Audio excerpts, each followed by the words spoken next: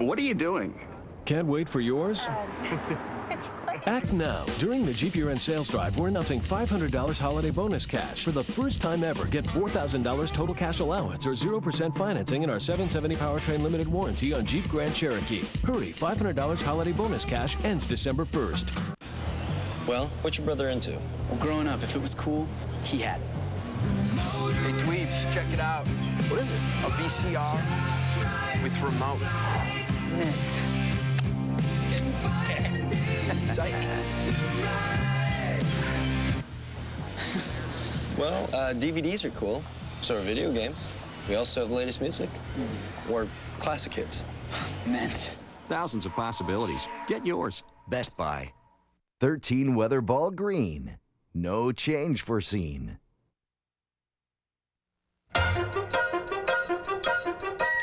Monday night. It's Monday night.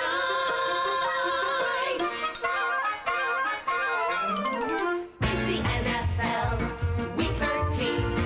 And you're gonna see things you've never seen. The players are ready and on the field now. In less than a minute, we'll get a kapow.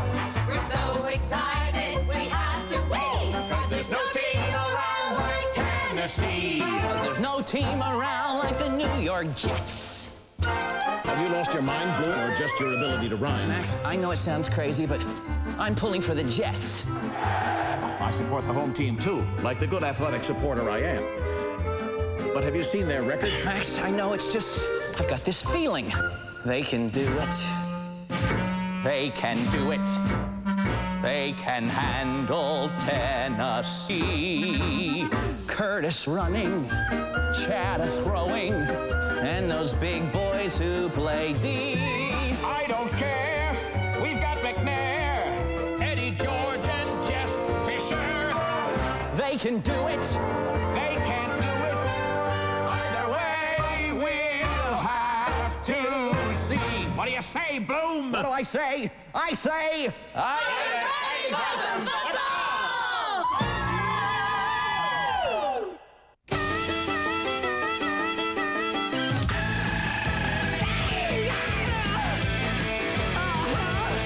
Raise the curtain, cue the band, and someone say lights. The NFL is a big stage tonight. New York wins home field at any cost. The Titans wanna mash them into big applesauce. Your ticket is punched. The stars are in sight. Everyone comes to play on Monday night. Hit it! Come on! Get up! Come on! You get ready! Are you ready for some football? A Monday night party! It's a nationwide tour. So don't you be a tardy! Players at the ready. Alan John at the mic. All my rowdy friends are here for Monday night. Times Square, Broadway. Steve McNair and the Tennessee Titans come to Broadway, at least in a virtual sense. In a literal sense, they come here to Giant Stadium. East Rutherford, New Jersey, home of the Giants and home of the New York Jets. And the New York Jets come out onto the field at the Meadowlands as they get ready to take on the Tennessee Titans on Monday Night Football. Al Michaels with John Madden, Lisa Guerrero. Welcome to the New Jersey Meadowlands, where the Titans come in with a record of 9-2, a 6-game winning streak. And would you believe, over the last 5 seasons compositely, the Titans have the best record in the National Football League. But right now they're in a dogfight with Indianapolis for the AFC South title. There's a gigantic difference between winning that title and finishing second, which we'll detail during the game. And the best news of all for Tennessee, Steve McNair, who came out of last week's game against Atlanta with a pulled calf muscle, left before halftime, is back despite limited practice time, will start tonight. On the other side, the Jets began the year 0-4, dug a big hole. They lost Chad Pennington to a preseason hand injury, but he came back a little more than a month ago, and he has done very well since he's been back, and he'll be at the helm tonight. And John, when you've got a guy like Pennington in this situation, he can spoil it down the stretch for a lot of the Jets opponents. Well, you know, it's interesting. You go to Jets practice and you watch them and you talk to players and coaches, and And they're 4-7, but they're very optimistic. And you say, how can you be optimistic and be 4-7? And it's because of Chad Pennington. I mean, he has it, whatever it may be. I mean, he has that charisma. You know, he can make all the throws. He can make the plays. He's a leader. And all the coaches and all the players, he's only in his 4th year, but everyone believes in him, and they all feed off him. Meanwhile, his opposite number is a guy who's having an MVP type of season, Steve McNair, who in past years has loved to scramble, comes in tonight after that calf pull. What's that going to do to his game tonight? Well, you know, you don't know. I mean, Steve McNair's had a lot of injuries, and he's had a lot of those weeks where he doesn't take a snap in practice, doesn't come out at all. But we've seen him do that, and we've seen him not only play in the game, but play great in the game. And I know that, you know, it's going to be tough to scramble. And I think what they'll do is they'll probably use him, especially in passing situations, in a lot more shotgun, because he likes shotgun, they like shotgun, and they think that they can expose some things in the Jets defense with it. The season reaches December. On the first night of December, it's 37 degrees. Earmuffs, thermals, and all of the rest in the Meadowlands tonight. Tennessee and the Jets on Monday Night Football. Here are the FedEx ground stats for tonight's matchup. Customer service. Yeah, I bought something from your website and told FedEx I wanted it delivered at 7 p.m. And it wasn't? No, it was, but I was not expecting them at that time. But that's when you told FedEx to deliver it. Yeah, but no one ever comes when they say they will, but then ding dong, there's FedEx home delivery. I see. I was in the middle of a complicated exfoliation. I'll explain. No, that's okay. Sir, I apologize for any embarrassment. And I'm sorry FedEx came when they said they would. FedEx Home Delivery. Let customers schedule home deliveries when it's most convenient. Come on, Morning Glory. Say hello to Roy. Now you two kids pretend I'm not even here. And what is your name, darling? Bambi. You ever make love to a man 5 minutes out the joint? You're real cute. You hear that, Stubbs? I'm real cute. Yeah, you're real cute. Line of Fire premieres Tuesday, 10/9 Central on ABC. Viewer discretion is advised. Who will be picked for tonight's Monday Night Football horse trailer and also be Snickers' hungriest player? Log on to Snickers.com for details and a chance to win a trip to the Super Bowl. You beat them and all of a sudden everybody says, wow. They go, wow. How did they do that? You can beat them. They're beatable, believe me. Jets coach Herman Edwards talking to his owner, Woody Johnson. He's mic'd up tonight, and Skycam is here tonight, brought to you by Visa. We get ready for the kickoff. Right now, with Sirius Satellite Radio, you can get 100% commercial-free music beamed right to your car and a chance to have your car washed at your home by Pam Anderson. Get 100 channels of music, sports, news, and maybe even a sparkling clean car. Enter the All-Access Pam sweepstakes today. You know, this works in the house, too. Get serious and get Pam. Seriously. Sirius Satellite Radio. Everything for your car and home for just $149. ABC Sports welcomes you to the following presentation of the National Football League.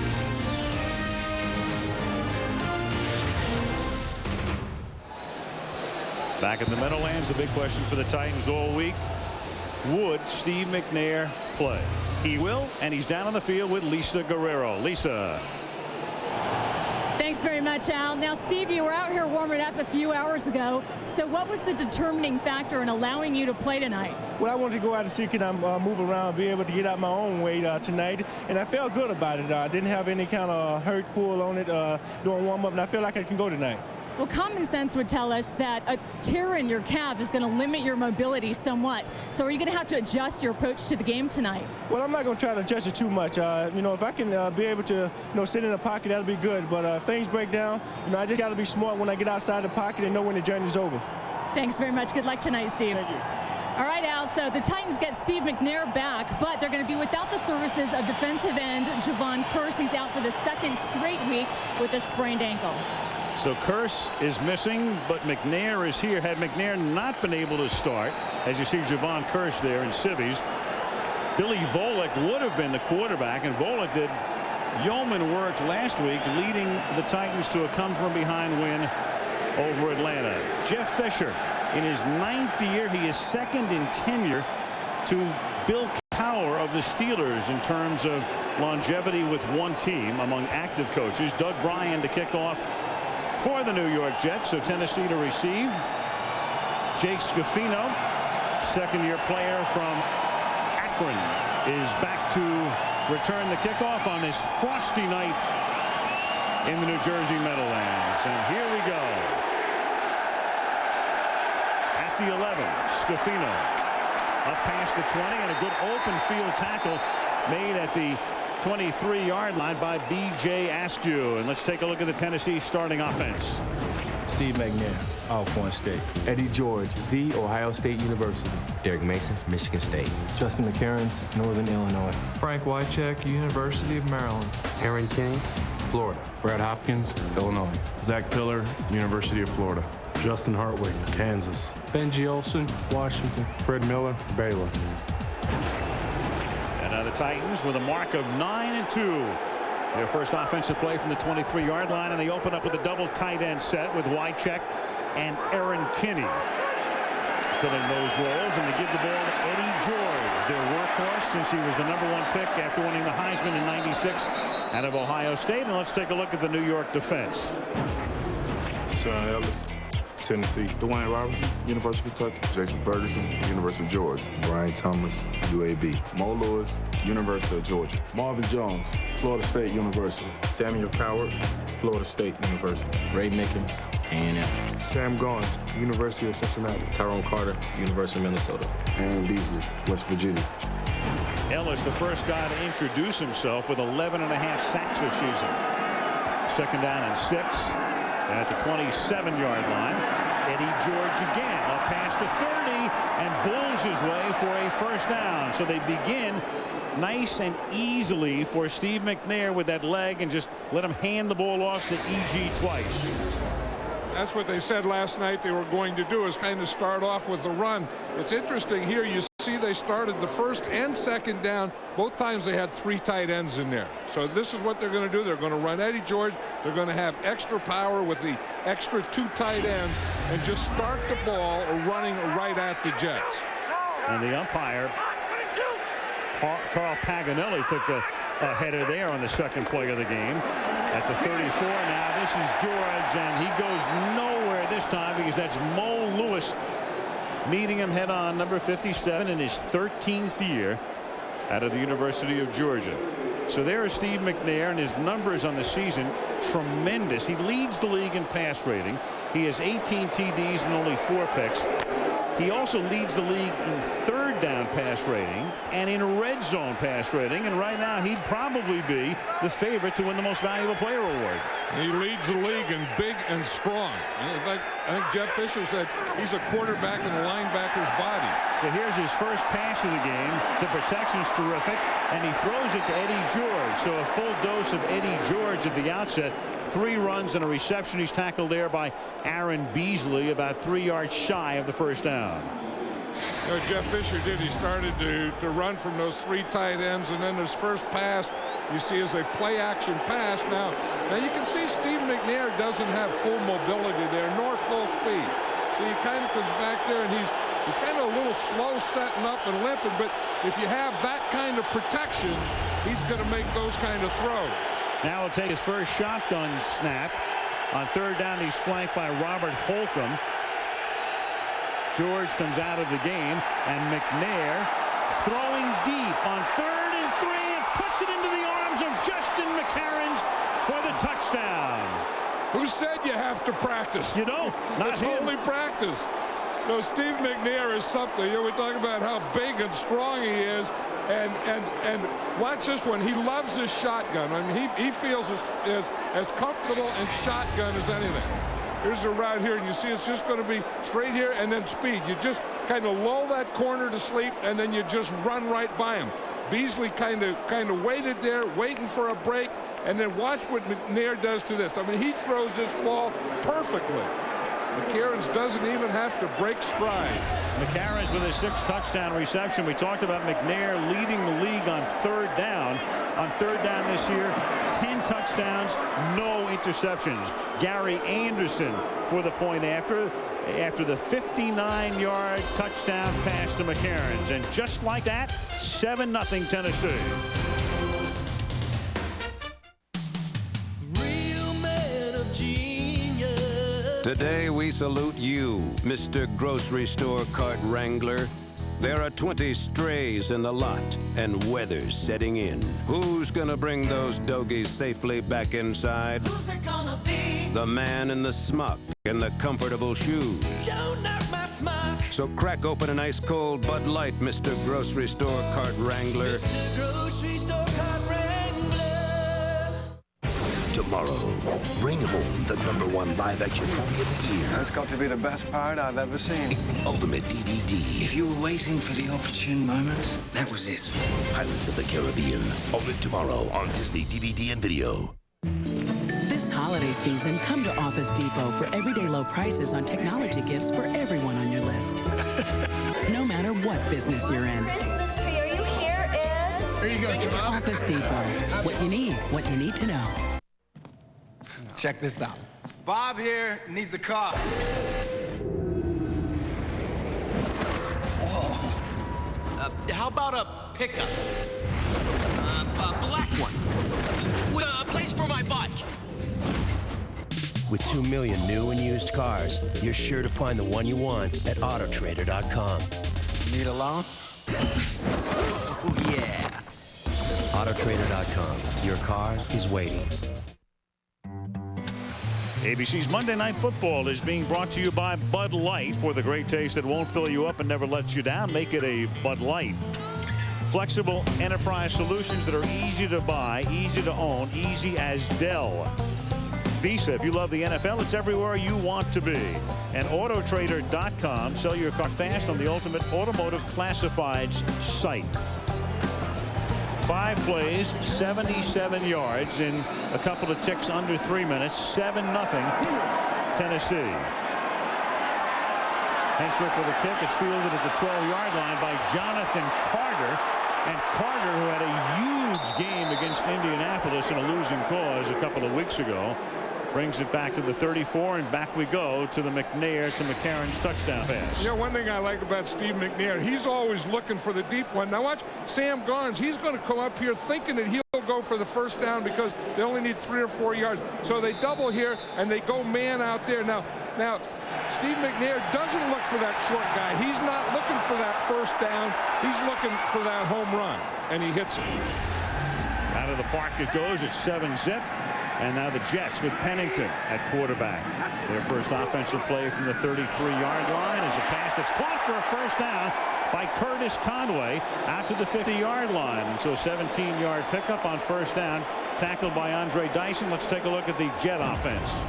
Chad Pennington, Marshall. Curtis Martin, University of Pittsburgh. Gerald Soul, Tulane. Curtis Conway, Southern Cal. Santana Moss, University of Miami. Anthony Beck, West Virginia University. Jason Fabini, University of Cincinnati. Dave Zott, Penn State. Kevin Mawai, LSU. Brent Smith, Mississippi State. Kareem McKenzie, Penn State.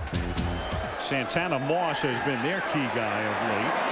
And that pass is taken by Gerald Soul for a very short gain. Let's take a look at the Tennessee defense. Kevin Carter, Florida Gators. Robert Smith, Michigan State. Albert Hainsworth, Tennessee. Carlos Hall, Arkansas. Peter Sermon, Oregon. Rocky Camus, Oklahoma. Keith Bullock, Syracuse. Andre Dyson, Utah. Tank Williams, Stanford. Van Schulters, Hofstra University. Samari Rowe, Florida State. And again, the key guy they are missing is the freak, Javon Curse, missing his 2nd straight game with an ankle injury. 2nd down and 9 now. And they give the ball in a draw to Curtis Martin, who swings to the outside, turns the corner, and fights his way close to a first down, where he's taken down by 31 Lance Schulters. See what the Jets did? They go into 3 wide receivers, which is a passing formation, and they want to invite everyone up the field. Get them all in the pass rush, catch them outside, run the draw, bounce it outside, then Curtis Martin makes a great move there, going to the inside. But it all starts right here. McKenzie gets his guy Carter, gets him in. See, he's going on an inside pass rush. He just keeps him in there so they can bounce that draw outside of him. Enough for a first down for Martin on his way to yet another 1,000-yard season. And this time he stopped for no gain. If Curtis gains 1,000 yards this year, and right now he's about 190 shy with 5 games to go, counting this one, That would be 1,000 or more yards in every one of his first 9 seasons in the National Football League. Only Barry Sanders has been better than that with 10 straight. You know, he's a real determined guy now. I was talking to him the other day, and he was saying that, you know, he's always been part of the solution. And he said early in the season they were saying that he was a problem. The problem with the Jets, he said, is no running game.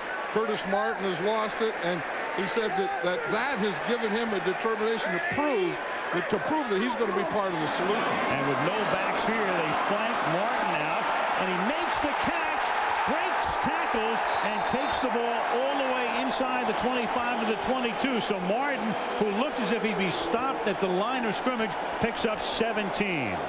And this is the thing that Chad Pennington can do so well. They bring the blitz off the slot, and then he just gets Curtis Martin out there, and that's just a one-man screen.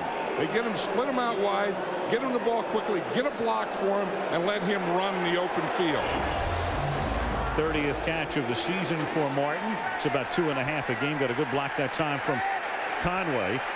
And the Jets now at the 23 of the Titans. 8.5 to go in the first quarter. Martin again. Can he turn it back? No, he can't. And he is taken down after a gain of about 1. Taken down by Anthony Dunn.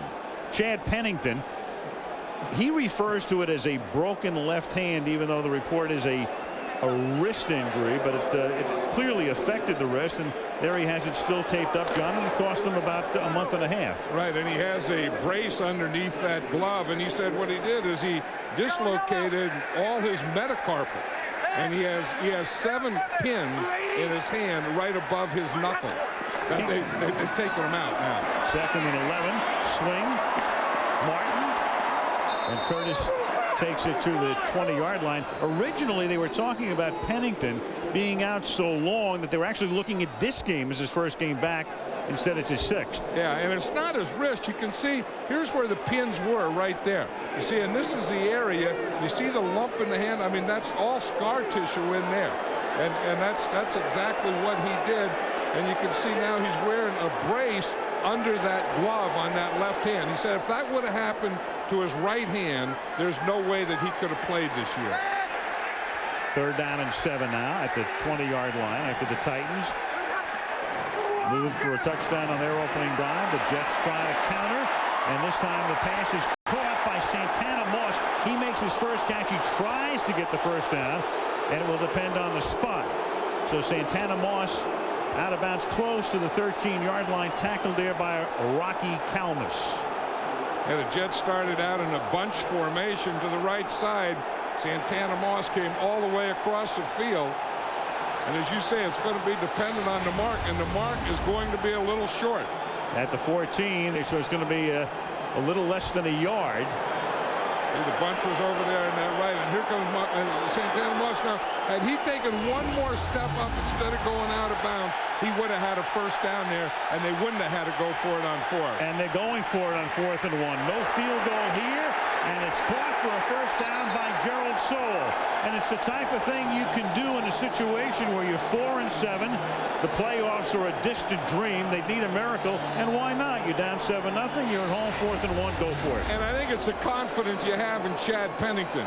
Watch him. They're going to fake the run to the right, and then he's going to come out and bootleg here and throw it to his fullback. All they need is a yard, so he could either, you know, there's a little option here. He could have run that for the first down or passed it to his fullback. But, you know, Chad Pennington, you can just see the charisma on this drive that we were talking about.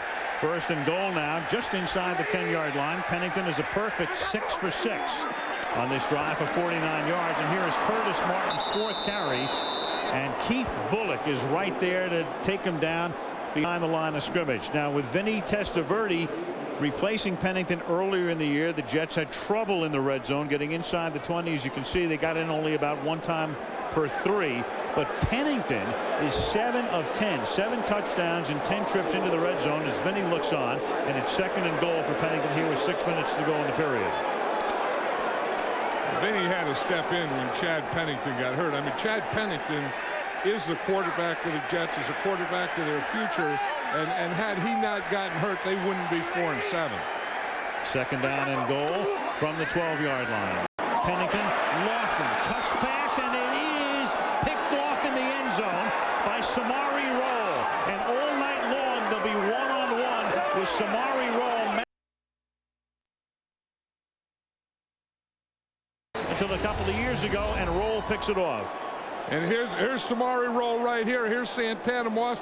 And you see what Roll does? He plays him off into the inside so that he can see it. And then when Moss makes that move, Roll makes the move. Now, the big thing that Samari Roll does is he gets turned around there so that he's not turned into Santana Moss. The ruling on the field is that the ball was intercepted in the end zone by Tennessee for a touchback. After the play was over, unsportsmanlike conduct on Tennessee, number 21 making a throat slash gesture. That penalty will be assessed. After this is to go, it will be Tennessee's ball.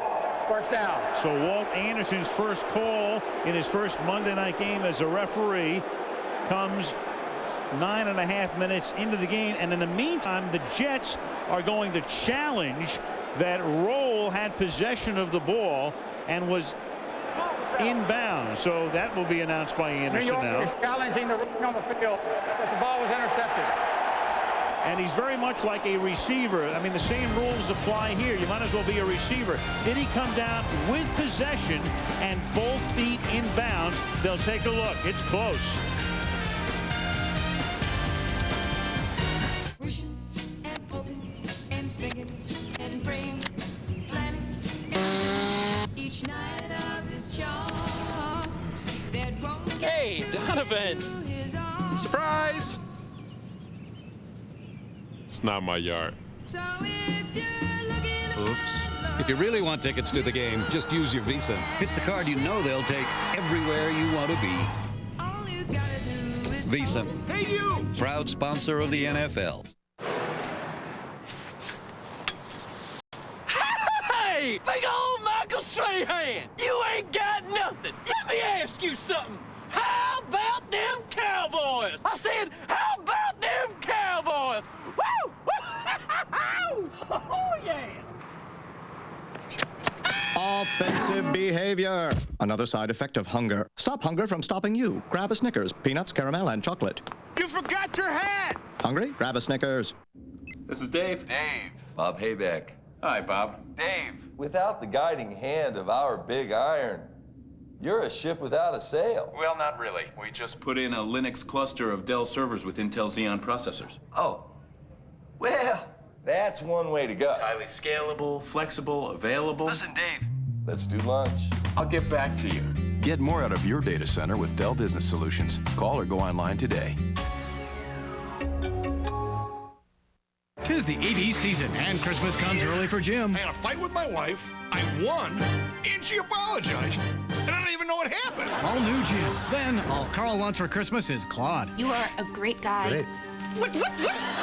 I meant as a friend. So do I. All new, less than perfect. It all starts at 9/8 Central, ABC Tuesday. As we come back, the play is still under review. If you take a look at this play, Tennessee might wind up getting double whammy here. Because number one, first of all, does he have possession? The ball is coming loose. The feet come down in bounds, but it doesn't appear as if he has possession.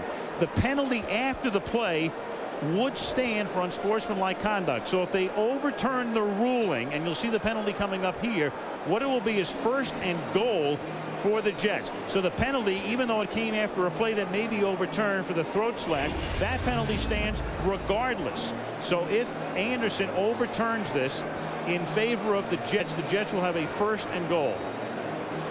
And watching those replays, Al, I think that's what he's going to have to do, because Samari Roll made the interception, had both feet in, but didn't keep control when he went out of bounds.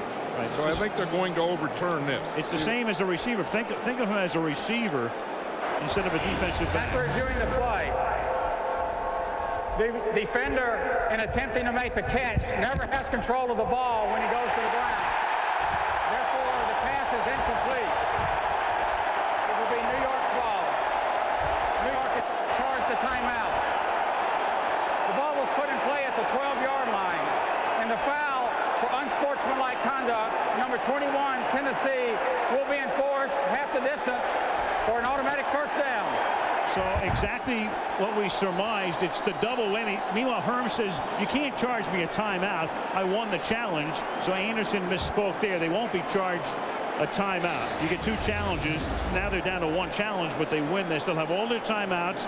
You have the throat slash at the end of this. It's the double whammy against Tennessee. And it was right. I mean, both things were right. Samari Roll didn't keep that, and that throat slash thing, they got on that pretty heavy a couple years ago and said there is no more of that. We will not tolerate that. It will not be accepted, and it shouldn't be tolerated nor accepted. So he got a double whammy, but the double whammy was a right double whammy. And it's almost a triple whammy because that penalty is an automatic first down, so it's not even 3rd and goal, which it would have been without the unsportsmanlike conduct. Now it's 1st and goal at the 6-yard line. Or it's a quadruple because now the Jets get the ball back. Right. A quintuple if they score. At the 6-yard line, Martin turns the corner, and in he goes. Curtis Martin scores his first touchdown of the season. Amazingly enough, here we are at the end of Week 13 in the National Football League, and Martin is in the end zone for the first time. You see what they did? They pulled their center, Kevin Mawai.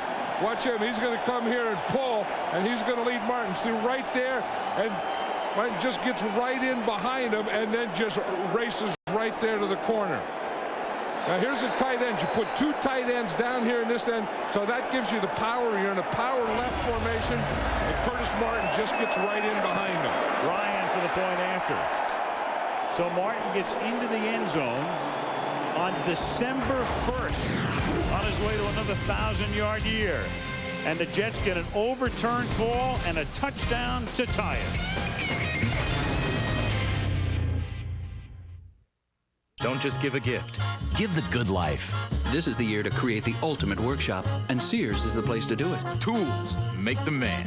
Stores my tools, charges my batteries. I love it. I've never seen this anywhere but Sears. A carbide tip blade and a 5,000 RPM motor. That's the good life. The big tool sale at Sears. Get great savings on top brands like this Craftsman Project Center for just $99.99. Give the good life. Oh, Cedric, this is perfect. Yeah, just you, me, and 6 of our best friends. Ooh. You know, I feel so good. I could just... Oh, Cedric, I love when you dance. I got a fire in my pants, girl. Ooh, Cedric. For the great taste that won't fill you up and never lets you down, make it a Bud Light.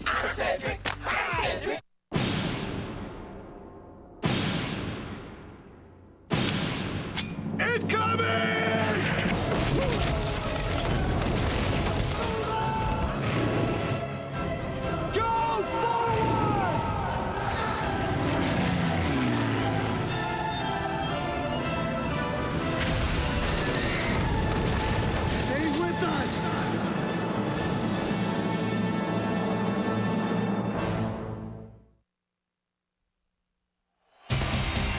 Next week, Monday Night Football to Cleveland. The first time we've been to Cleveland in 8 years.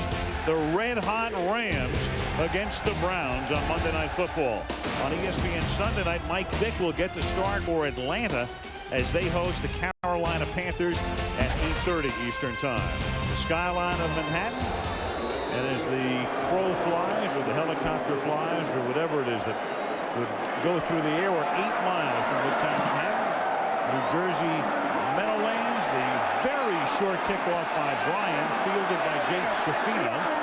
From the 17-yard line, he brings it back to the 36-yard line. Tackled there by Jamie Henderson. 5:27 remaining in the opening quarter. Each team has scored on its first possession. Tennessee 7 and the New York Jets 7. Okay, let me just make sure I have this. I will fire grill it over flames. I will not give it silly names. Your value meal, you called it, I think, fun with fries and fun with a drink. For 99 cents, it'll also bring you an ornament of thing 1 or thing 2. You'll get extra napkins right and proper. Next window, please. Enjoy your Whopper. Where have you been all my life? Please pull up, sir. The Cat in the Hat ornaments are here at Burger King. Collect all 6, just 99 cents each with any value meal. Come on over. The fire's ready.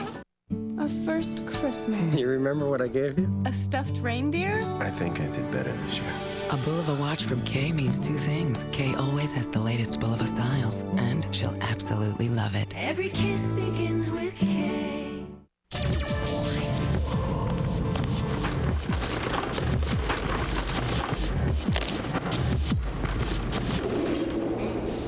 Shave with Norelco Advantage with moisturizing gel. It prevents nicks and cuts. Use Spectra and you can personalize it for comfort. So now there are 2 ways to achieve close shaving satisfaction. As you can see. Ultra close, ultra comfortable, guaranteed. There are medicines just for heartburn, indigestion, upset stomach, nausea, even diarrhea. But the only leading brand to treat all 5 is Pepto-Bismol. Now you know. Pink does more than you think. Before the dream wedding, will the bachelor party take the cake? He disappeared. Krista and Ryan's wedding continues Wednesday at 9/8 Central on ABC.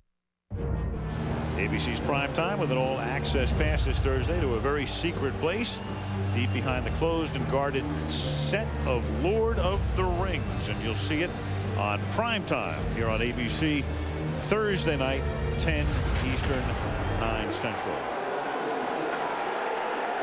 Now the Tennessee Titans, after they moved down the field and scored on their opening possession, have it for the second time. Steve McNair holding signals from the 36-yard line.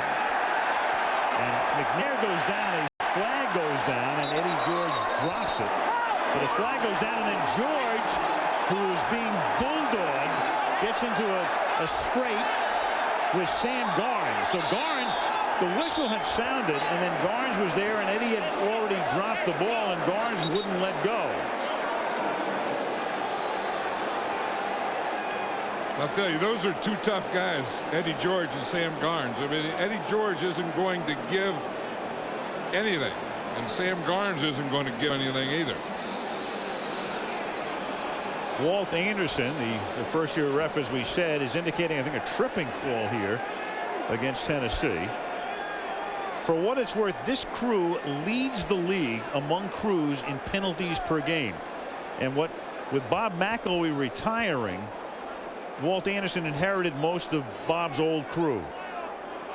How was Bob's old crew as far as most penalties called? Yeah, right. There is no foul for tripping during the play. All the action was legal.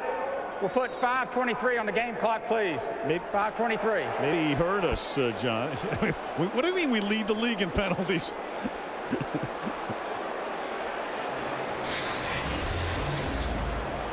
I think it's going to start right here with the center, Justin Hartwick. And you see he trips right there. Now that is not legal. So that's the first thing was wrong. I'm not sure what they called. And then it looked like Steve McNair looked like he took a hit right after he throws the ball. So they could have, I think, called that. So they had about 3 or 4 things, and then a little scrum after they blew the whistle. They're probably saying, we don't want to lead no league in penalties.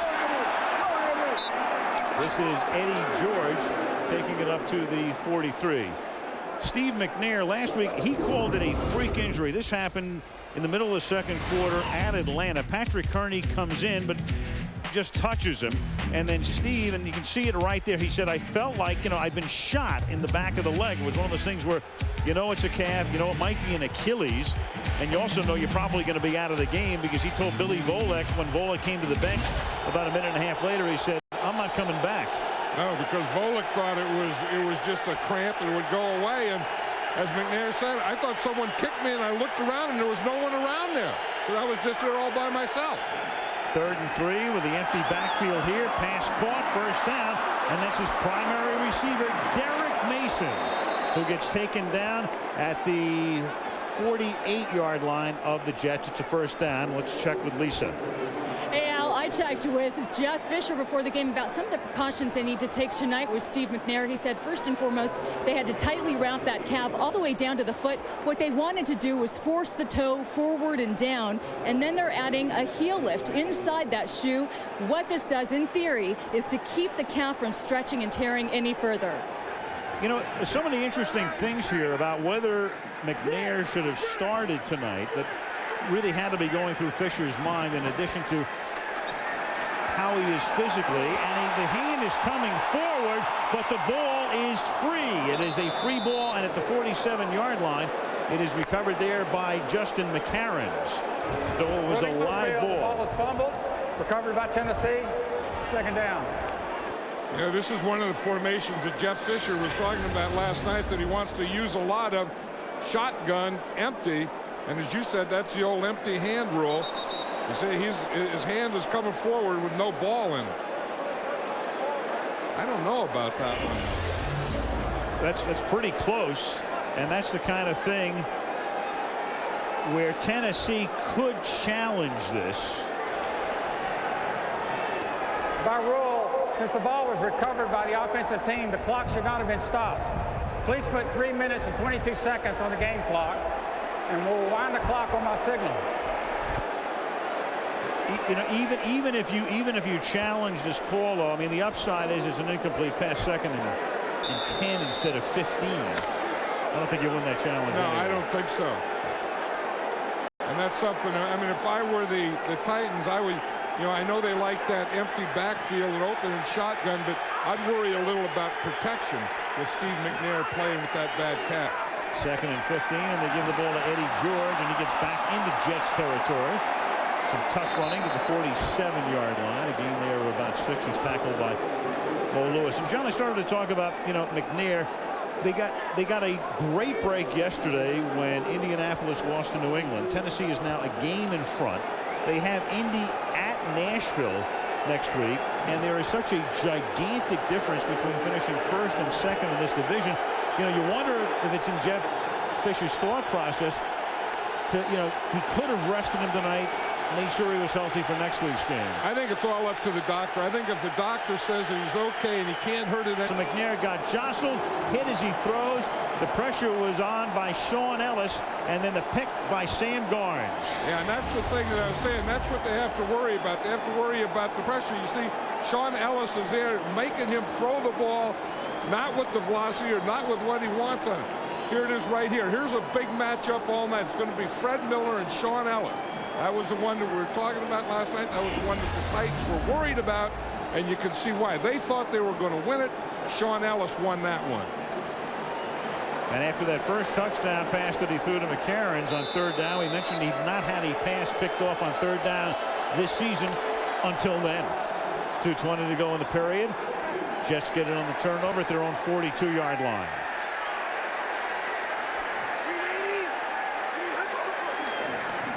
Fake toss, and then it's Gerald Soule, who's become a very good receiver, coming out of the backfield, sure-handed, made a lot of big plays for the Jets this season. A little bit shy of the first down here. Well, Chad Pennington had to get rid of that ball quickly because Carlos Hall is up the field. Watch, he's going to come out here in the bootleg. Watch this. Carlos Hall is just right there waiting for him. So that means that you're bootlegging into a free guy who is waiting for you there. So you have to get rid of the ball before you get to him. Soule is their second leading receiver. That's 35 catches this year, eclipsed only by Santana Moss. Second and 1 from the 48. Fake to Martin. Chase. Pennington's going to take off and slides to a stop short of the first down. He gave it up. He tries to put it in a position where the refs will buy it, and they go, you got to be kidding. 3rd and 1. He knows that rule too, that when you give up and you go feet first, the ball is going to be spotted where the ball is, not where your feet are. It's almost like he saw that imaginary yellow line in his head. He put it right on the line. He tried to.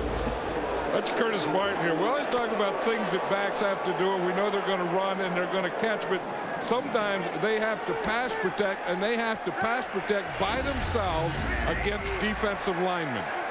3rd down and 1 out of the eye.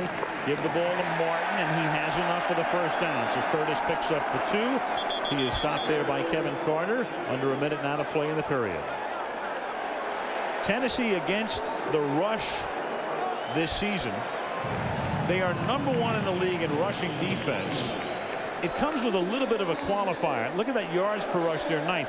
One of the reasons they're number 1 against the rush, because that means you've given up fewer rushing yards than any other team. They have had the lead so much this season that their opponents have passed a lot. In fact, Tennessee's on a pace right now where they would face the fewest rushes per game in the history of the National Football League. And that pass has dropped. And that's one of the reasons when you really look inside the numbers that you are number one against the rush. Yeah, and you know, a lot of those things, as you say, once you get ahead, you can do a lot of things that you wouldn't do if you're fighting uphill, and the reverse of that. And it's like the Ravens yesterday. They score a lot of points, but they get 4 interceptions. Ray Lewis scores, so you think, boy, that Raven offense is really opening up. No, it's the Raven defense that's providing those opportunities. And there's the support on that right now, on a pace, facing only 20 rushing plays per game, 5 per quarter, which would rank as the fewest in the history of the league if it holds up. Pennington under pressure, jostled as he throws, and it is caught by Jonathan Carter, a little short of the first down at the 37-yard line. But can't you just feel Chad Pennington's calmness out there? You know, I know they say that, you know, he reminds people a lot of Joe Montana. I think it's a little premature for that, but it's just Chad Pennington, who's a very bright guy and very, very efficient. No doubt, as Gwen Stefani might say. End of the first period, and Monday Night Football resumes after this from our ABC stations. What's everyone talking about this holiday season? The Verizon Wireless The Return of the King Text to Win sweepstakes. Because with unlimited family calling anytime minutes, that's right, anytime minutes on the America's Choice National Family Share Plan, your family can talk about it as much as they want. Just text the word WIN to the number 5687 to enter for a chance to win a home theater system. Verizon Wireless, we never stop working for you. The Lord of the Rings, The Return of the King in theaters December 17th. I'm a little nervous about meeting your family. Did you just eat that entire box of cookies? It's okay. We had Subway last night. Subway's low-fat sandwiches, a variety of delicious subs, so you can feel good about being good and okay about being bad. You're gonna get your grandpa,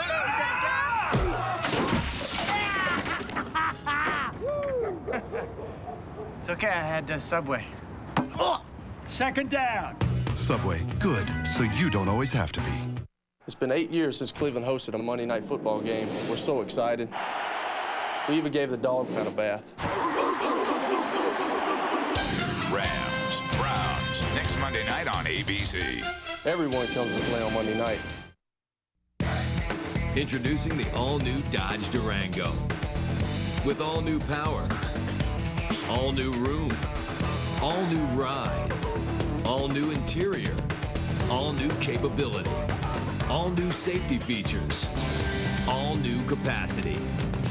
One part power, one part comfort. One all-new Durango. Starting under $26,600. See it at your local Dodge dealer today.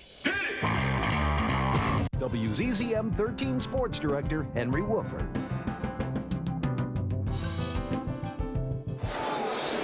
Second quarter begins. Al Michaels, John Madden, and Lisa Guerrero. The skyline of New York across the Hudson River. Giant Stadium, East Rutherford, New Jersey, is the site. It opened in 1976 as the home of the Giants, and then the Jets moved here in '84. So the Jets in their 20th season in the Meadowlands. 3rd down and 1 as the second quarter begins, with Curtis Martin picking up the first down, taking it to the Tennessee 33, and the Jets trying to cash in on that Sam Garnes interception on this drive. You know who's a heck of a player is Kevin Mawai, the center. You know that Curtis Martin's going to run right in behind him, but the thing is he gets off the ball. He snaps the ball, gets off quickly, and gets position. Watch him here. He's going to come here, then he's going to get his guy turned so that Curtis Martin can run off. You see him there? He got the guy, gets him turned, and then Curtis Martin goes right by. 1st and 10 on this 37-degree night in the Big Apple at the 33-yard line. Pennington going deep to the end zone and picked off. What an interception by Andre Dyson, playing the role of receiver, catching it on the dead run on a pass intended for Curtis Conway. Conway looking it in, ready to make the grab, and Dyson never broke stride to make the interception. Yeah, they tried that one on Samari Roll earlier. They didn't get it. They get this one.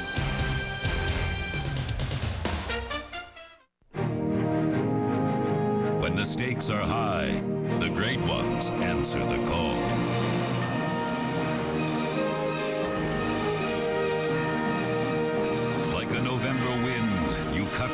unforgiving wasteland of company data and emerged with numbers that were once untouchable. You have the new Microsoft Office system. It's showtime.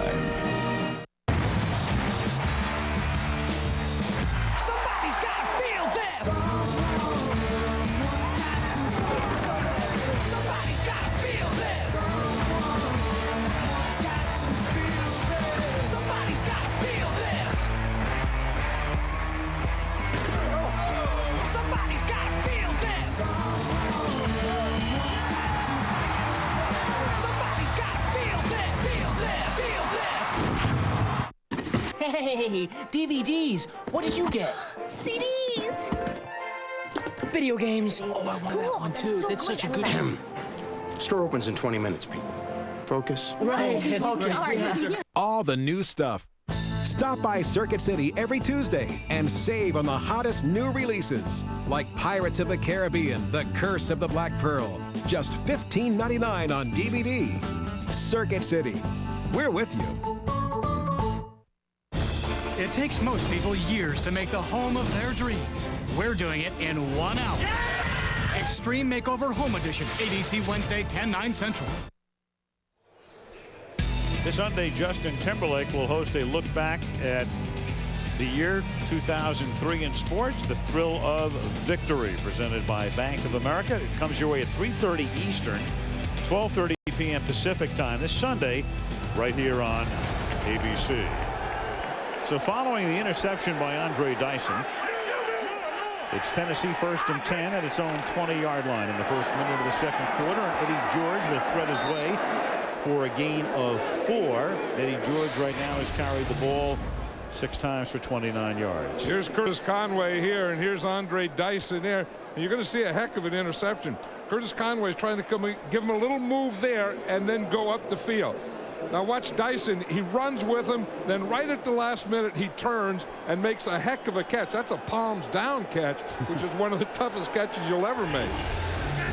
Andre Dyson, the brother of Kevin Dyson, the former wide receiver of Tennessee, now with the Carolina Panthers. 2nd down and 6. McNair, play fake, throws.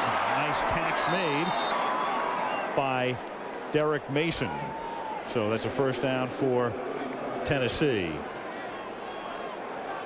Yeah, we watch this Jet defense, and they played pretty well last year. Remember, Ted Cottrell, the defensive coordinator, came very close to getting the head coaching job with the 49ers, and this year they've been very disappointing. The defense has been disappointing.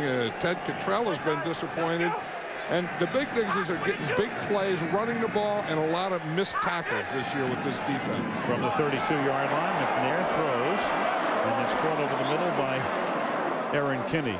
You know, with that Andre Dyson interception, I mean, how can you think of the Titans and Jeff Fisher without thinking of Kevin Dyson and that 1 yard? Because there they were in the Super Bowl against St. Louis after the '99 season. Great drive by McNair.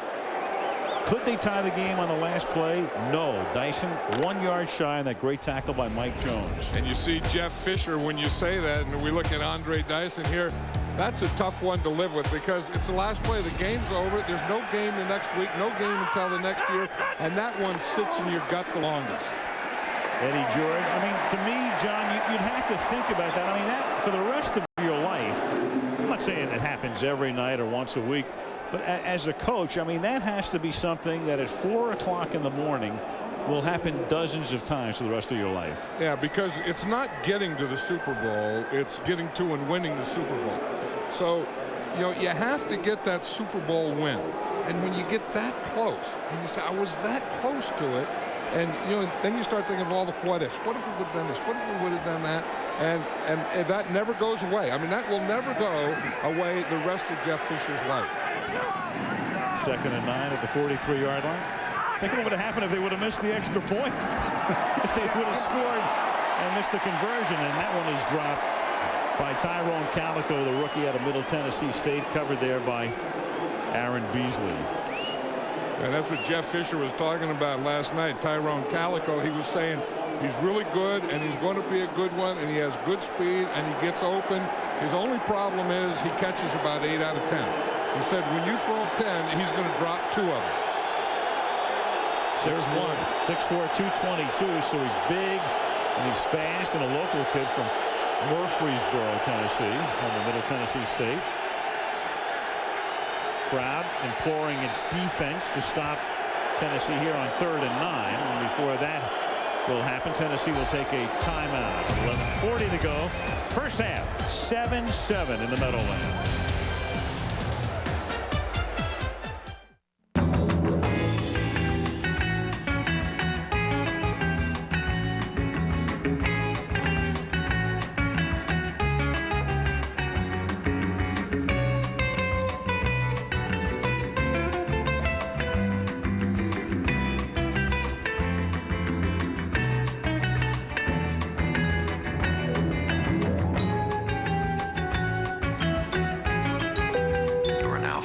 About the country.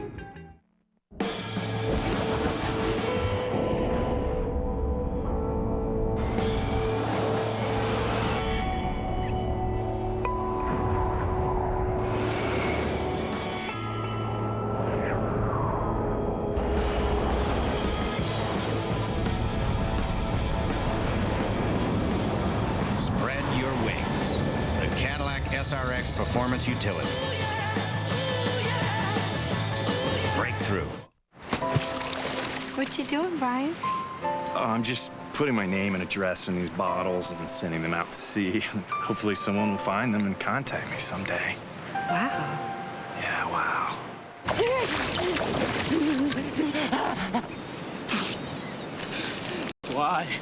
Why do you torture me, Brian Henderson of 12 Maple Lane? For the great taste that won't fill you up and never lets you down, make it a Bud Light. Brian. Oh, nice to meet you.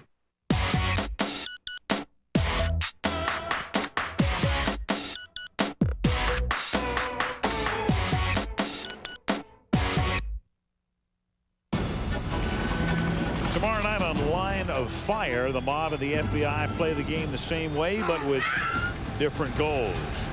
New drama premiere, Line of Fire, coming your way tomorrow night, right here on ABC. After the timeout, it's 3rd and long for the Tennessee Titans, 9 to be specific. McNair out of the shotgun. 4-man rush, good protection, and then the pass is off the hands of Frank Wycheck, and Tennessee is forced to punt. Jamie Henderson with the coverage that time on the Tennessee tight end, who is bearing down on 500 career catches. You know, you see some of those passes are a little off where a guy misses on 3rd down, and you want to jump in there and say, well, that shows what happened when Steve McNair didn't practice all week, didn't take a single snap. But I will not say that, nor would I say that about Steve McNair. I will not. He's proven that. Hentrick with a high snap and gets it away. Santana Moss, one of the best in the league, backs up to his 5-yard line at running back punts, and Santana brings it back to the 18. So the Jets will take it there after James Reed nearly blocked the Hentrick kick. The Statue of Liberty on this frosty night, 7-all.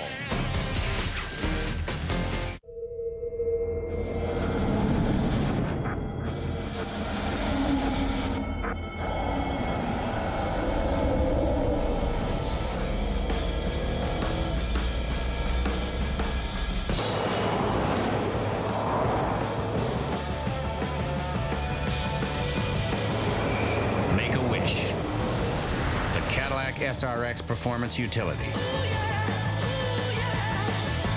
Breakthrough. Endless power. You'll find it in Carlos Contreras and in his Citizen Echo Drive. Fueled by light, it never needs a battery. It's unstoppable. Just like the people who wear it. Citizen Echo Drive. Unstoppable. My name's Bond. James Bond. 20 movies. 3 gift sets. Only 1 Bond. Own the entire DVD collection now. This one here. This holiday season, come to Office Depot for everyday low prices on technology gifts for everyone on your list. No matter what business you're in. Christmas tree, are you here, Ed? Here you go, Chewie. Thank you, Bob. There you go. Happy holidays, Marnie. Oh, thank you, Bob. Office Depot. What you need to know. From November 30th to December 6th, get 10% off all digital cameras at Office Depot. We're trimming the tree with a holiday classic, just in time for Christmas, a Charlie Brown Christmas, that is. Good grief. At 8/7 Central, ABC Tuesday.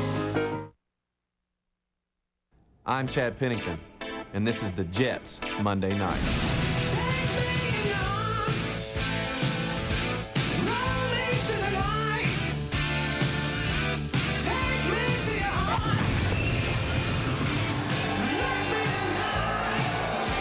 Chad zone. Chad Pennington, one of 4 first-round draft choices for the Jets in 2000. 2 of them came when they sent Keyshawn Johnson to Tampa. You notice he wouldn't say my Monday night. He said this is a Jets Monday night. Team guy. No I in team. Martin from the 18, and Curtis with a flag thrown in from the umpire, so that one will be coming back.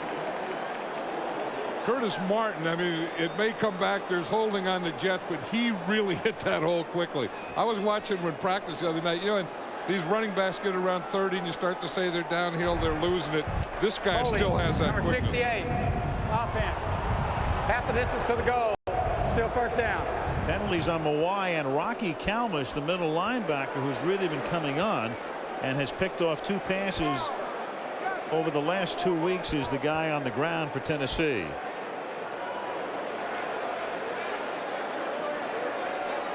An injury timeout here as they work on Kalmus.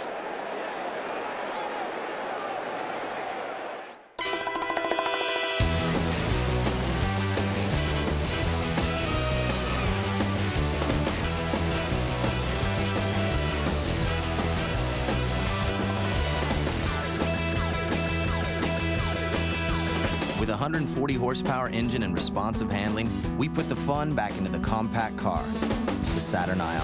Finance a new 2004 Saturn Ion 1 with air conditioning and CD player for $179 a month. See your retailer for details. Okay, contestants, you have to make your way from Maine to California. Oh, without cash, checks, or credit cards. Bye-bye. The Visa check card is accepted millions of places across the country, which is why millions of people rely on it. Let me borrow your bike. No. Lend me the bike. No. The Visa check card to get you in, out, and on your way. Well, these 3 made it, but where's our other contestant? Visa, it's everywhere you want to be. Hey, 冇理由㗎咯，害死我哋！馬上坐喂，唔應該咁做，真係冇理由啊！真係冇理由啊！真係冇呢球嘅，快啲啊！快啲啊！先 check 我。喂，點解應承我哋限得包個星期3到啊？你係咪傻㗎？有下你見我。好順勢我啦嘛，聽日星期3我哋點辦啊 FedEx。FedEx. 好啦，好。FedEx Express. All you need to know when shipping to Asia. 'Tis the AB season, and Christmas comes early for Jim. I had a fight with my wife. I won, and she apologized. And I don't even know what happened. All new Jim, ABC Tuesday. New York Rangers in action. I mean, that's Wallman Rink, Central Park. A lot of action there tonight. Were you ever able to do that? Could you ever ice skate? Barely. I tried it. Yeah, I could move about as quickly as most of those people. You know what my problem was? My ankles always turned in. Did that happen? Is that a normal thing? That's why I could never do it. That's when you knew you weren't a hockey player, right? No, nor a hockey referee. Or even a goalie. Officials are in better shape than any officials in sport. No doubt. 1st and 19. And Pennington will get sacked in the end zone. So Pennington couldn't get rid of the ball. And now they're going to say forward progress was outside the end zone, inside the 1-yard line. So they will give him forward progress as Albert Hainsworth sacks him. That close to 2 points. And that is very close to 2 points. Watch Chad Pennington. He's coming back here. Hainsworth has him right there. I don't know that that's not a safety. Yeah, I mean, I saw it with the naked eye, and now the Jets are going to get up there as fast as they can, so the Tennessee will not have a chance to challenge. And it's 2nd down and 27. That would be a challengeable play, but it's too late now, and it's Chris Baker making the catch and taking it up to the 7-yard line. You know, when I was calling it with a naked eye, you're right, Sean, I thought it was a safety. You know, and it all started with that penalty with Mawai, and that's the thing that put him in the hole, and the Jets don't have a lot of penalties. The question is, the first defensive contact, where's the ball? And actually, it's a good call. You see it there because it's where the ball is, not where he is, when the first defensive contact is made. And from that angle, it's a little tough to tell, but from the other angle, you could tell that it was outside the goal line. Meanwhile, Brad Castle is in at middle linebacker, replacing Rocky Kalmus as they work on him on the bench. And a little swing out to Gerald Soule, but he gets taken down by Dyson at about the 7-yard line. 4th down. Yeah, and that's that thing with that West Coast offense, you know, and Paul Hackett calling these plays, and his offense is when you get, you know, a penalty like that, and then you get in the hole, and then you get that, you know, 3rd and long, you don't have plays for that, so you have to dump it off for a 9-yard pass to your fullback, and they do that way too often. A 9-yard pass is the perfect way to put it. Dan Struzinski's punt is a floater, caught just inside the sideline at the 50-yard line by Justin McCarron, who runs all the way to the other sideline and turns it into about a 10-yard run back. He ran about 65 yards to get 10 to the 41-yard line. And so Tennessee has it on the plus side of the 50. 7-all.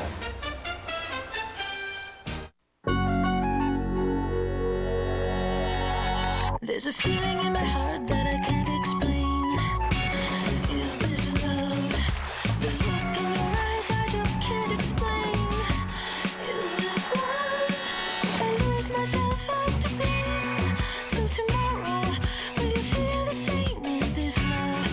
Is this love? Is this love?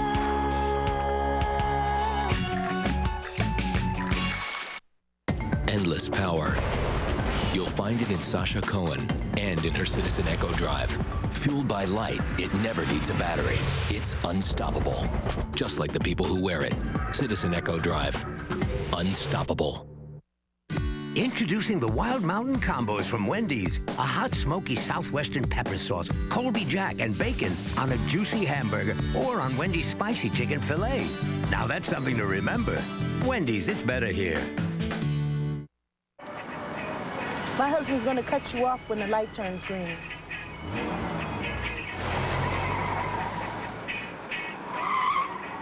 I'm driving with my knees. You don't always know who to avoid out there. I'm really tired. That's why every Saturn L300 comes standard with ABS brakes, traction control, and head curtain side airbags. Finance a new 2004 Saturn L300-1 for $249 a month. See your retailer for details. I want a message sent. Mr. Malloy! You make it clear I own this town. That's that with that. Line of Fire premieres Tuesday, 10 Central on ABC. Big Saturday coming up on ABC College Football. Triple header, Notre Dame Syracuse at 1 Eastern time. And then 2nd-ranked USC hosting Oregon State at 4:30. And then at night, the Dr. Pepper Big 12 Championship game. Number 1 ranked Oklahoma and Kansas State. So the numbers 1 and 2 teams featured as part of the triple header Saturday. First down now, and McNair loses the football and covers up at the 46-yard line. Tried to hand off and then covers up. Chris Brown is in the game at running back, the rookie out of Colorado. So a little miscommunication right there. You know, Steve McNair, you know, we talk about his calf, but he also has a bad finger. It's his ring finger on his right hand. He dislocated that about a month ago, and it's still bothering him because it's one of those things that you get it pounded every game you play, and it never goes away. So he's got that. He was trying to hand off to the rookie, and he's lucky to recover. And now they give it to Brown. And Brown, a 3rd-round pick out of Colorado, gets it back to the 45. And there's a look at that wrapping on Steve's ring finger. But you know, the other thing about that, look how big his hands are. I mean, you shake hands with him, and it's like shaking hands with a guard or something. I mean, he is big all over. He's a big man, And when he's healthy, he is so tough to bring down. I mean, he's one of those guys that you can pass rush and and put an arm out there or two, and he just runs right through it. So you have to get him to the ground, and it's very, very difficult. They've used the term through the years, a quarterback in a linebacker's body. That's him. And McNair is close to being across the line and has it picked off at the 7-yard line by Tyrone Carter, and Carter brings it back to the 22-yard line. So McNair on the run, very close to the line of scrimmage as he released, and winds up having it picked off. And these are the types of things that he usually does so well. You know, one, as we're talking about, he's so big and strong, and they like this shotgun. Again, it's empty backfield. They're having a tough time with the pass protection here. Now he starts to run, and he sees that. I mean, he sees his guys down there, but I don't know why he doesn't see the double coverage, because he's not only throwing to his guys in a white jersey, there's one guy in a white jersey, but two guys in green jerseys. So McNair with his second pick of the night. It's the first time this season he's thrown 2 in a game, and he's thrown his first 2 of the season on 3rd down tonight. And now Pennington from the 21-yard line, giving it to Martin, who slants to the right side to the 27. We mentioned at the top of the show, Herman Edwards mic'd up tonight. Here's a listen.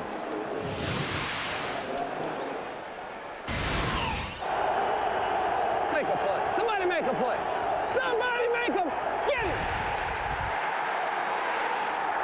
That's it. Get up, Sam. There you go. Wish granted. Somebody make a play. Herman made a few in his career, and everybody who was a Giant fan, of course, remembers the play he made on the Joe Pisarcik fumble when he was an Eagle during his playing career to beat the Giants. That was right here, wasn't it? Absolutely. Right there. Right there. Right there. There. 2nd down and 4. Pennington's going to take off with it, picks up the first, and slides to a stop at the 33-yard line. And of course we go back into the archives, and the Giants were having a miserable season, and this just put the exclamation point on it all. John McVay was the head coach. Pisarcik, they're trying to run out the clock, couldn't make the handoff, and there goes Herman all the way to the end zone.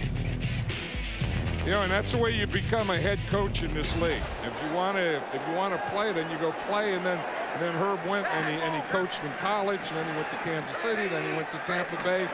He put in his time. Pennington fires, and that one's almost intercepted as Conway fell down, the intended receiver.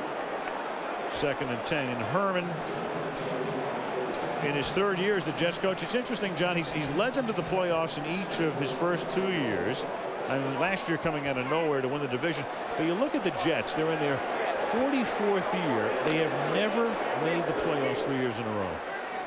No, and they've never had that type of organization. I mean, they've kind of been up and down, and the Jets haven't really had a there since they left Shea Stadium. I mean, they're using someone else's college facility.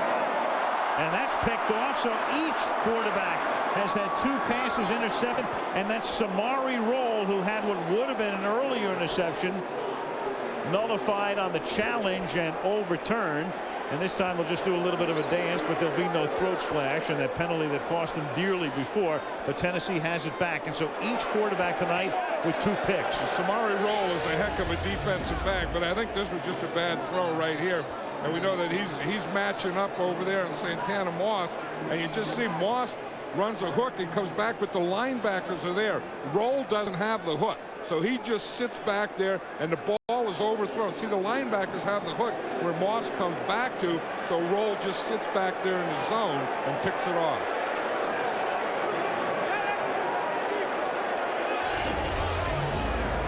That was not a good throw. Roll now with 4 picks on the year. Pennington 9 for 14, but only 58 yards. Eddie George is in the game. McNair is 5 of 10 for 92 yards, and he gives the ball to Eddie George on 1st down.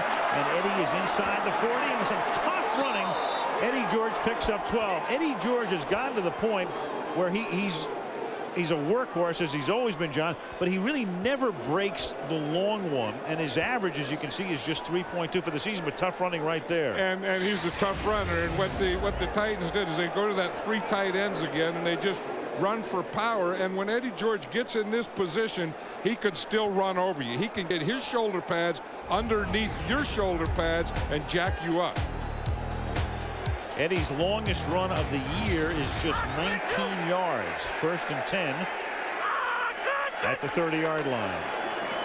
Eddie again. And has no help that time. Eluded the first couple of guys to get into the backfield and then gets taken down. You know, with Eddie George, a couple of things about him. Number one, he almost never fumbles. That's the good thing. The other thing, though, is look at that. More than 2,500 carries since he ran 40 or more yards, and that's the longest streak in the history of the league. You have to go back to his rookie year when he broke one of that lane. Yeah, but I would take him. Yes. I mean, all the other things that he does. I mean, we'll see Eddie George block. We'll see him do all the tough things. And as you said, the big one is he never fumbles. We've seen these backs flopping the ball all over on the field here. Eddie George doesn't do that. Very similar to his opposite number in Curtis Martin. McNair gets it off, but it would have been only a short gain anyway, as Marvin Jones is there to pop Eddie George. And let's check in with Lisa. Well, some folks say, Al, that Eddie George isn't the same running back that he used to be. I asked him about that criticism, and he said, you know what? You're right. I am not the same running back I used to be. I'm a much smarter player right now. He said that the maturity that he's developed throughout his career have helped him to be more patient, to read his blocks better, to anticipate the defense. He also added that he now gets better as the game goes along. I guess we'll see about that, Al.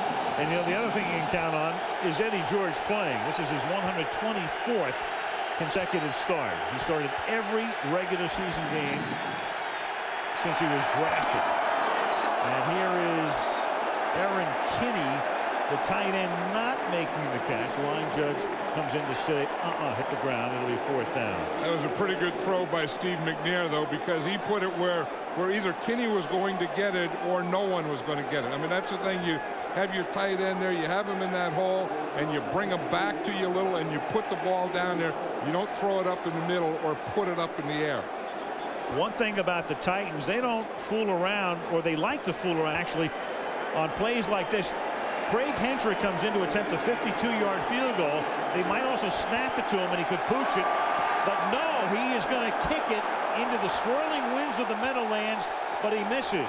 Hendrick's the kind of guy, he's thrown 5 passes this year. They've also snapped it to him for pooch kicks. I thought they might do it there because the downside is the Jets get it back at the 42-yard line.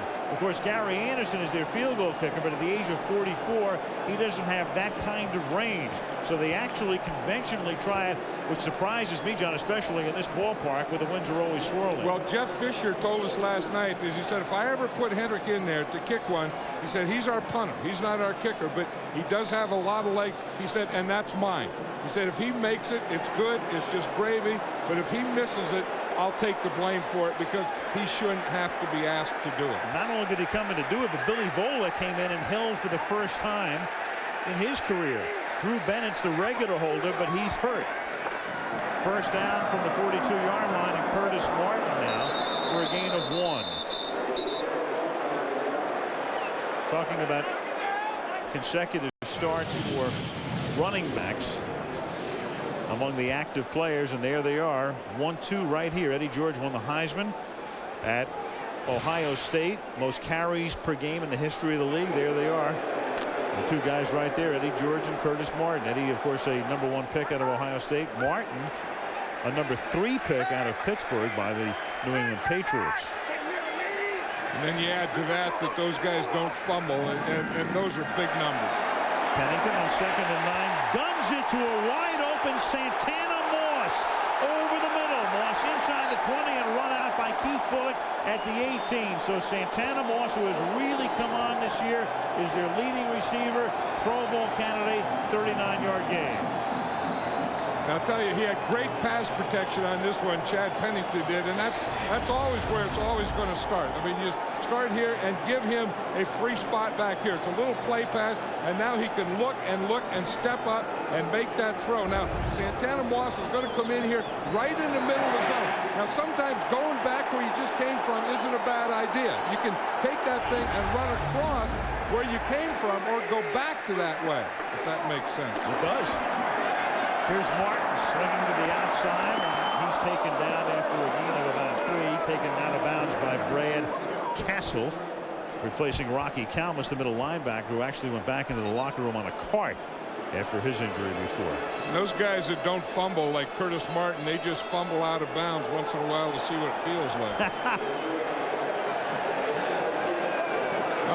Those are big things. I think sometimes we want to say, okay, they're 30 and they start to lose it when they're 30, and maybe they do, but as Eddie George says, you gain experience, you know other thing, you're tough, and you don't do stupid things.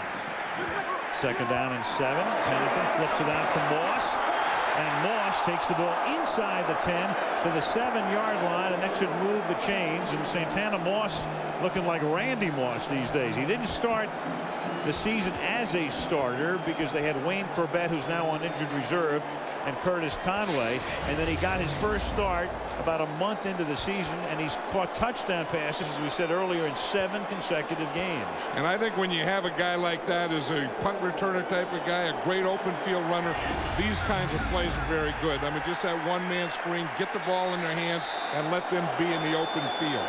And the 2-minute warning will send Pennington to the bench to talk it over with Edwards and Paul Hackett. The game tied 7-7. 2 minutes to the half. Hey, Chris. What's a good word, Phil? KitchenAid.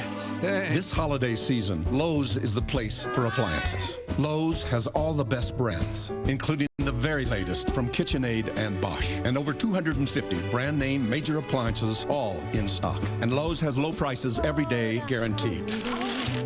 Santa must have read my mind. Lowe's, improving home improvement. Use your Lowe's card and pay nothing until January 2005 on all purchases of $2.99 or more.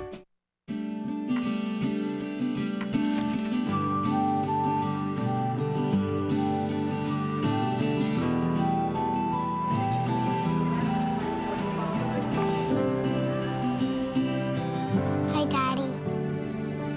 Hey, sweetheart. I miss you. Miss you too.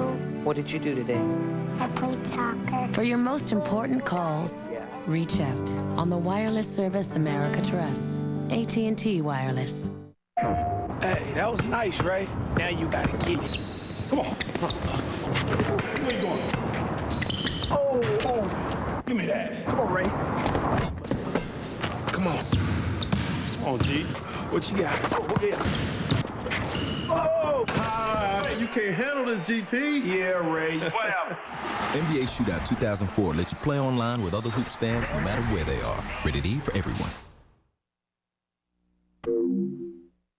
Once every generation, Drop the gun! a new show comes along that raises the bar. You with me? This is that time. This is that show. Line of Fire premieres Tuesday on ABC. Coming up on the Lexus halftime show, semifinal number 2 in Monday Night at the Mike. Brian Scott of the Falcons advanced to the finals last week. So tonight, facing off Joey Harrington, the Lions quarterback, performing with Jason Mraz. And on the other side, 41-year-old Doug Flutie on the drums with the Bare Naked Ladies. Monday Night at the Mike. We'll also take a look at next week's Ram-Cleveland game on Monday night. 2 minutes to go, 1st and goal now from New York at the 7-yard line. The fake to Martin. Pennington will take it head first to the 5, where he's stopped by Peter Sermon and Kevin Carter. That was that bootleg again, and we saw earlier where maybe Pennington could have ran and he passed. That time, it looked like he decided that he was going to run quickly. You see, he fakes to Curtis Martin to the left. He could have thrown the ball right there, but he decided that he was waiting, I think, for the guy in the back of the end zone. And while he was waiting, he said, I don't have any more time. I better get my hat and get out of here. Minute and a half to go. Game tied 7-7. 2nd down and goal from the 5-yard line. Martin Gets in behind his blocking, but there are the Titans penetrating. Tank Williams was there, and Carlos Hall also helped break the play up as well. And that was the key, Al. You said penetration there. They pulled their center, Kevin Mawai, and they're trying to get him around the corner. Curtis Martin was trying to follow him, but because of the pressure right here, Mawai can't get around, and he gets caught up here, and that's where Martin will run into him. What's that? You see Mawai try and get around there, see, and then he has to go back, and when he had to go back, that forced Curtis Martin back, and it all started by the penetration we were talking about. And a good play there by Carlos Hall, the second-year guy who's replacing the injured Javon Curse, and had a real good rookie year last year when Curse was also hurt a lot. And Pennington has to take a timeout here because the play clock was down to 0. Ticking down to 0 to avoid a delay. Timeout, Jets. Shopping for your wife? Yeah, after what happened last year, I need to get her something really nice. Thank you, sweetie. Ta-da!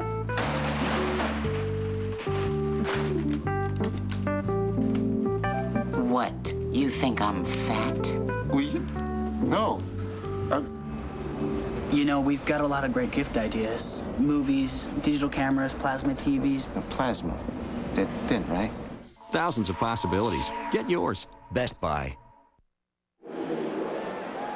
What's the play call here, John? What do you think? 3rd and 11. Third well, and goal. You have to throw it in the end zone, and the best place, and the more games you watch, the back of the end zone. You know, those last 5 yards between the 5-yard and the end zone, that end line back there, and I think you have to throw it there because here's where you want to throw, right in here to here. In this area here is where you want to throw the ball because you don't want to throw it short because if it gets 4th down, you're going to have to kick it anyway. His main man, Moss, running a crossing route. He can't get free, and so Pennington has to take it himself with everybody covered down to the 9-yard line. So now the Jets are forced to settle for a field goal attempt and a 3-point lead. But the Jets are able to at least capitalize, if this kick is good, on the fact that the Tennessee Titans tried a 52-yard field goal, giving the Jets a short field here.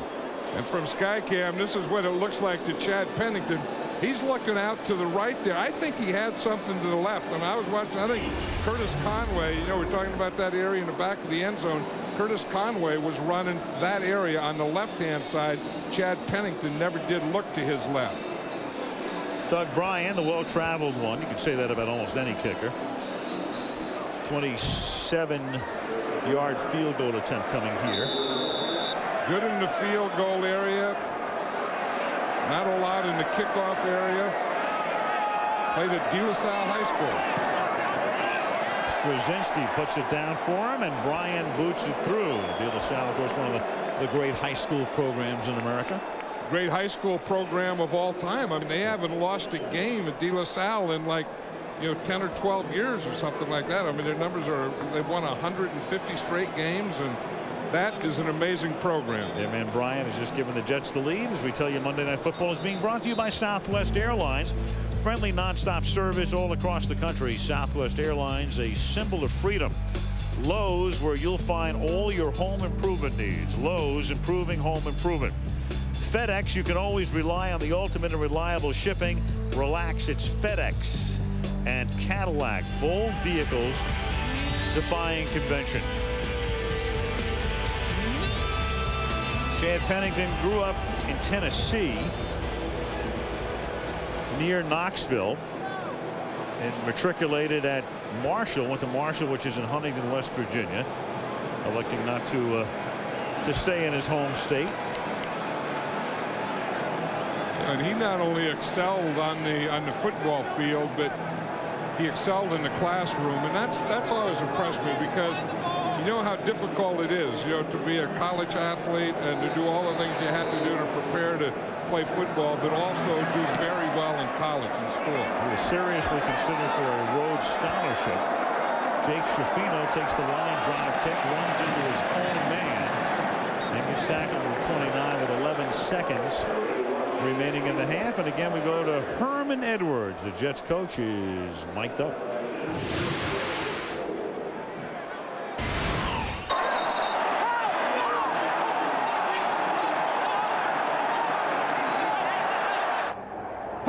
Hey, Josh! Hey, Sam! Just tell him to cool down. Just tell him to calm down. Okay, just calm down. trying to get Josh Evans and Sam Coward to calm down Garnes earlier. Yeah, but that was a play that they said there was no penalty on. I mean, they threw some flags, and they said, no, we were just kidding. Yeah, we only spotted about 4 penalties on the replay. Apart from that, no problem. End of the half, and the Jets cash in when Tennessee tries a long field goal. They move down the field, lead by 3. Joey Harrington, Doug Flutie facing off to face Brian Scott in the finals. Monday night at the Mike, coming up in the Lexus halftime show. And we return to the Meadowlands after this message from the NFL and a word from our ABC stations. Okay, guys, here's the play. Let's run 33 slant, I form on 2. Oh, no way. Throw it to Mike. They're expecting me to throw it to Mike. So am I. Come on, Vern. You do it in practice. That's practice. Okay, change of play. Vern goes on, scores a touchdown, and Stacey K goes out with him.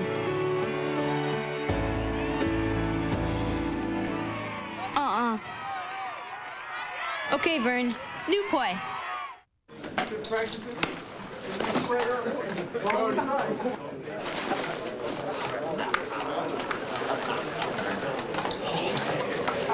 There's an easier way to get the gear the pros wear. For the biggest selection of authentic NFL gear from all 32 teams, call 877-NFL-SHOP.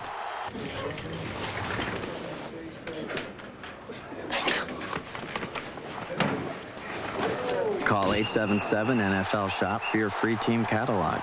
You understand that when we make an arrangement, you and I, then I make bets. Bets that I have now lost. $350,000 I have lost. Mr. Malloy. Mr. Malloy, please. Mr. Malloy! I'm Lisa Cohen. I'm the special agent in charge of the Richmond field office of the FBI. No mistakes today, please. I need 2 more here. I'll get 2 right here on the left. Why can't we shut him down? We're not ready. When we are, I assure you, all his walls will come tumbling down. I want a message sent. You make it clear I own this town. There are rules, and there are penalties for violating those rules. You abide by the former, or you pay the latter. Make them understand this. Okay. That's that with that.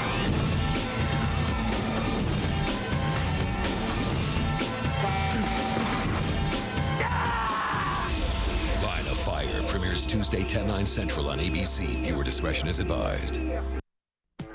What's wrong with my SUV? It was fine last year. Trust me, Pacifica's better.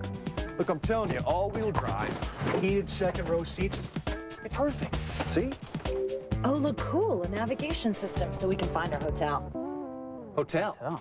Act now. During the Chrysler year-end sales drive, get $500 holiday bonus cash. For the first time ever, get 0% financing plus $500 bonus cash or $3,500 total cash allowance on Pacifica. Hurry, $500 holiday bonus cash ends December 1st.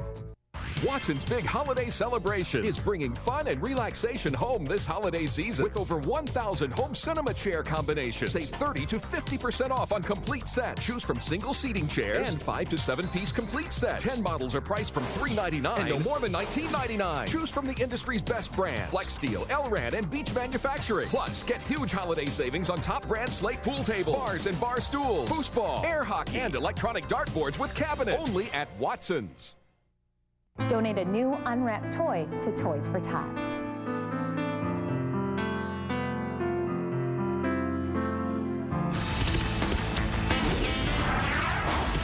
The Lexus Halftime Show, brought to you by Lexus and their passionate pursuit of perfection. Here now, Al Michaels. Each team with a couple of turnovers in the first half, and the Jets lead at halftime 10-7 in the Meadowlands. Well, we're down to the final semifinal, and Monday night at the Mike, Brian Scott will advance to the finals. He did so last week, and now tonight is Joey Harrington, the 25-year-old quarterback of the Lions, performing with Jason Mraz. 41-year-old Doug Flutie of the Chargers with bare naked ladies, and as Hank Williams would say, hit it.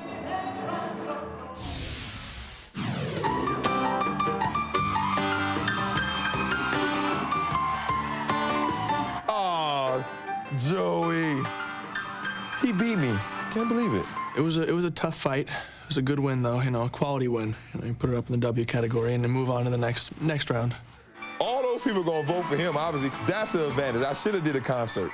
I've never played the piano in front of that many people before. When you're on stage with thousands of people out there, they're only 5 feet away, and it's a different rush. That would have been fun to actually go out and do it live. There's an extra energy involved when it's live. Doug did pretty well. I had a lot of people tell me how well he played my dad, in fact. He called me up afterwards and said, "Did you see that?" Who here in the audience thinks Doug should sing, too? Come on, that's how we can win this thing. You do not want me singing. It's just woo-hoo-hoo. I don't sing. You don't sing at all?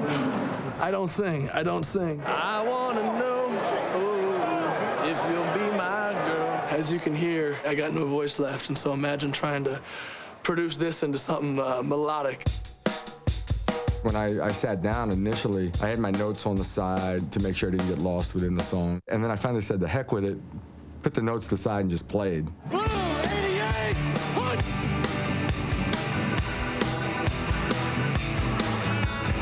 I knew you before the West was won.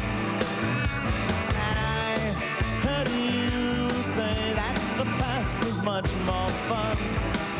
You were wrong, I was right. You said goodbye, I said goodnight. It's over and done. It's over and done.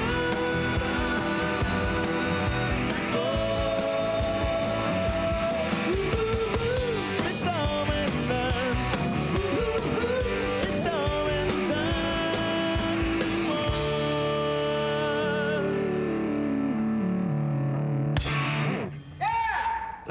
I got a lot invested in this. I'm excited. I'm waiting for the every round to come up, and people are calling, asking, "Hey, when are you going to be on next?" And I'm really looking forward to this.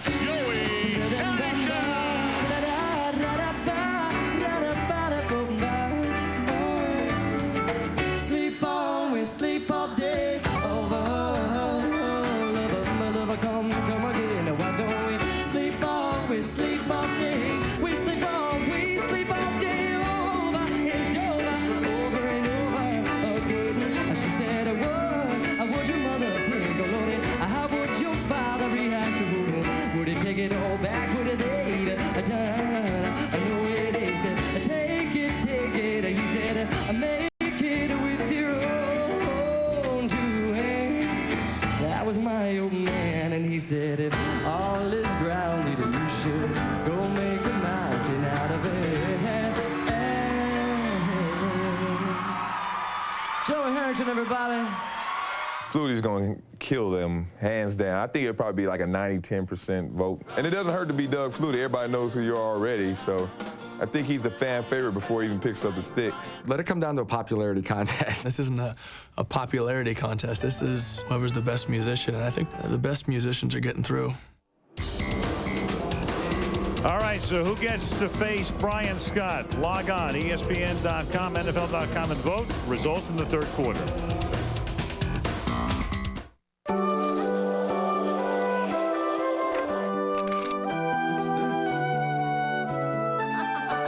The Lexus December to Remember sales event.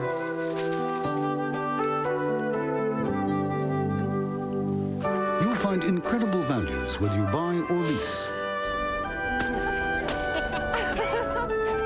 Missing it would definitely spoil the surprise. See your Lexus dealer.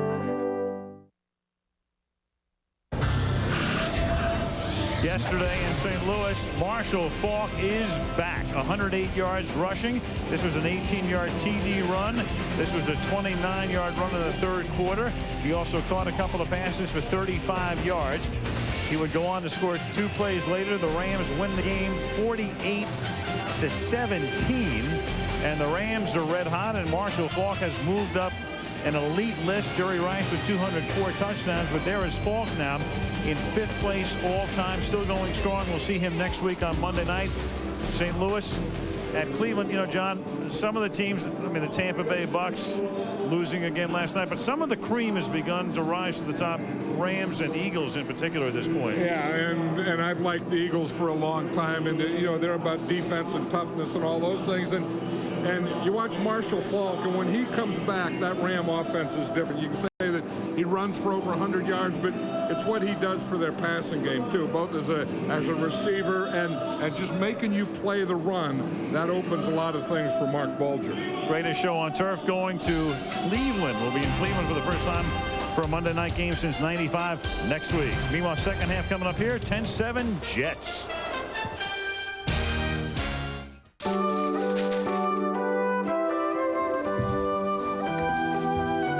The Lexus December to Remember sales event.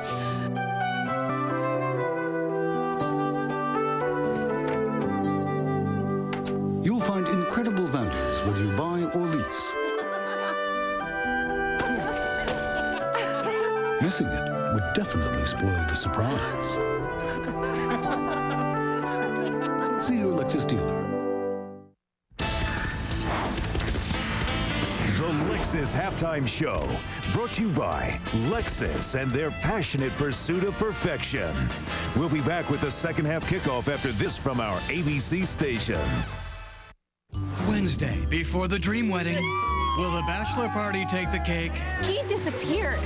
Tristan and Ryan's wedding continues. Then we're ripping down one house to the studs. Oh my God! To see one deserving family's dreams come true. Extreme Makeover Home Edition after Tristan and Ryan's wedding. All starting Wednesday, 9/8 Central on ABC. Good evening, I'm Lee Vandermeer. Coming up after the football game, the Grand Rapids Public School District makes a bold move in these tight economic times. We'll tell you what they did. Plus new developments tonight in the Muskegon Oak Ridge locker room attack. We'll have the very latest. And chances are you've seen and heard them, those clever ads for Meijer. Tonight, we'll introduce you to the mastermind behind the commercials. All that, plus the weather ball is green, but will it stay that way? Find out what George has to say tonight, right after the game. Well, Ted, it's been a busy day. Yeah, well, good night, Oven Mitt. Ted, did you drive your car today? Ted, please. I'm king of the world! It's back. Arby's Italian beef and provolone. Oven roasted beef marinated in Italian seasonings with authentic provolone on a soft baguette. I'm king of the world! Uh-oh. Try Arby's Italian beef and provolone. What are you eating today? Sometimes when you have a cold, you can't breathe no matter how hard you try. Poor guy. Fortunately, there's Breathe Right nasal strips to gently lift open air passages without drugs. So when it's hard to breathe, you'll get relief that's hard to believe. Kid size, and adult sizes too. Poor guy. Breathe better with Breathe Right in sizes for kids and adults. Wow. Pillsbury ready-to-bake cookies with Hershey's chocolate chips. Baking sheet. Okay, got it? Just 2 simple steps. Get this one. Place and bake. Cookies! Pillsbury ready-to-bake cookies. Warm, moist, and now loaded with real Hershey's chocolate chips. So rich, so chocolatey. Together, add cookies. Donate a new unwrapped toy to Toys for Tots.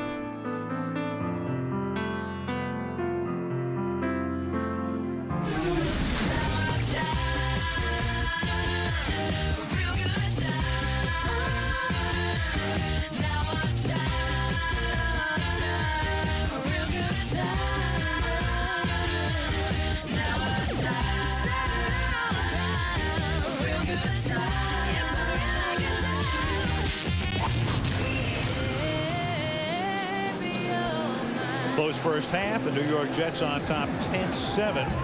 Capitalizing after Tennessee missed a 42-yard field goal and then taking over near midfield, moving it down for a Doug Ryan field goal. And now the Jets will get the ball with Hendrick to kick off. The quarter begins with a very short kick that will bounce out of bounds, which means the Jets will get it at the 40-yard line. So Hendrick in there for his leg. Normally a good kickoff man, and this time he gives the ball to New York at the 40-yard line. In the first half numbers, and the keys right there at the bottom with 2 turnovers for each team. Yeah, and both quarterbacks started out pretty odd. I think Chad Pennington was like 5 for 5, and remember how Steve McNair started out. He threw that big touchdown pass to McCarron's, and then after that they both kind of calmed down. I think part of it's been the pass rush. I mean, the pass protection hasn't been real good for either one of these quarterbacks after the first quarter. Right, each team looking good on its first drive, and since then 4 picks. 1st and 10 now from the 40-yard line. We begin the third quarter with Curtis Martin on his 13th carry of the game. He's picked up 41 yards, so he's averaging a little more than 3 yards per pop. You were talking to Chad Pennington the other day, and he said that the last thing he had to be able to do with that left hand is be able to hand off. He said once he could do that, he knew he could play. And you'll see what he's talking about right here. You see how he, well, that one was with his right hand there, but when the ball goes the other way, when he has to take the ball and hand it off with his left hand and keep the grip of the ball on that hand, that's the last test that he had to pass. 2nd and 9 from the 41-yard line. Through the middle, up to the 44-yard line. 3rd down, 6 upcoming. Let's check in with Lisa. Thanks, Al. Well, an upbeat Herm Edwards told me at halftime that this game is going to be determined by field position. Meanwhile, it's a good news, bad news situation for the Titans. Jeff Fisher said that Steve McNair feels great, no problems at all with his calf, but linebacker Rocky Kalmus is out with a broken fibula. That's a big loss because Kalmus has been coming on, and that means Brad Castle is the key guy there, the middle linebacker, 2nd-year player out of North Texas, number 55. And in a 4-man defensive line, the middle linebacker is always the key. 3rd and 6, and Pennington has to dump it off. And it's Curtis Martin who gets ridden down by Peter Sermon. So it's a 3 and out for the Jets, who can't capitalize on the out-of-bounds kickoff. You know, he had a little pressure. It was going to be a screen. The Jets don't run a lot of screens. And you're going to see Robert Smith. He's going to come up the middle here and get the pressure right there on Chad Pennington. And then he throws that screen a little before it develops. Brings his way back to the 27-yard line. He works his way back to that spot. Leon, you sign a record contract in the offseason. You come in with great numbers, Hall of Fame caliber numbers. But since then, disappointment. Your numbers are down. Who's to blame? Well, Chuck, in this situation, I first have to look at myself. The great ones do. Right. So since you and I both know that can't be it, I gotta blame the fans and the media.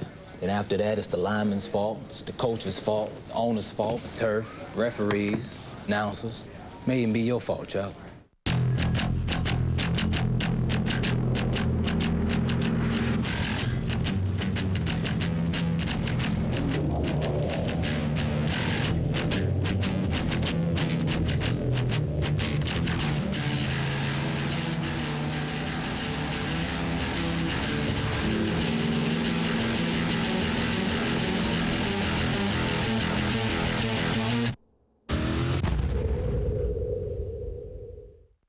Don't just give a gift. Give the good life.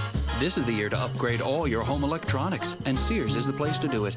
Mom and Dad are finally going digital. Big game, big screen. Give me a player that knows the alphabet. CDRW, DVD, MP3. So cute, even a no-techie like me can use it. Come in today for big savings on TVs, DVD players, cameras, and camcorders, like this Sylvania Dual Deck for just $99.99.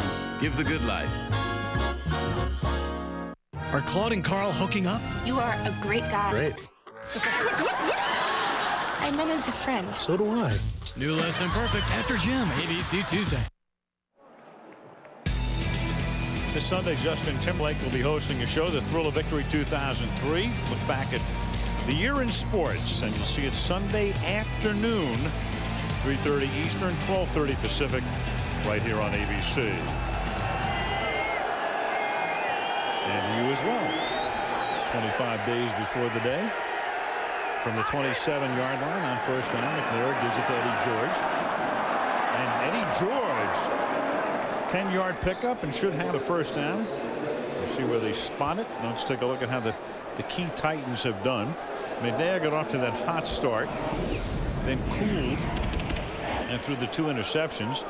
Eddie George averaging almost 5 yards per pop, and Derek Mason, their top receiver, has been held to just 2 catches. Justin McCarron's made the key catch.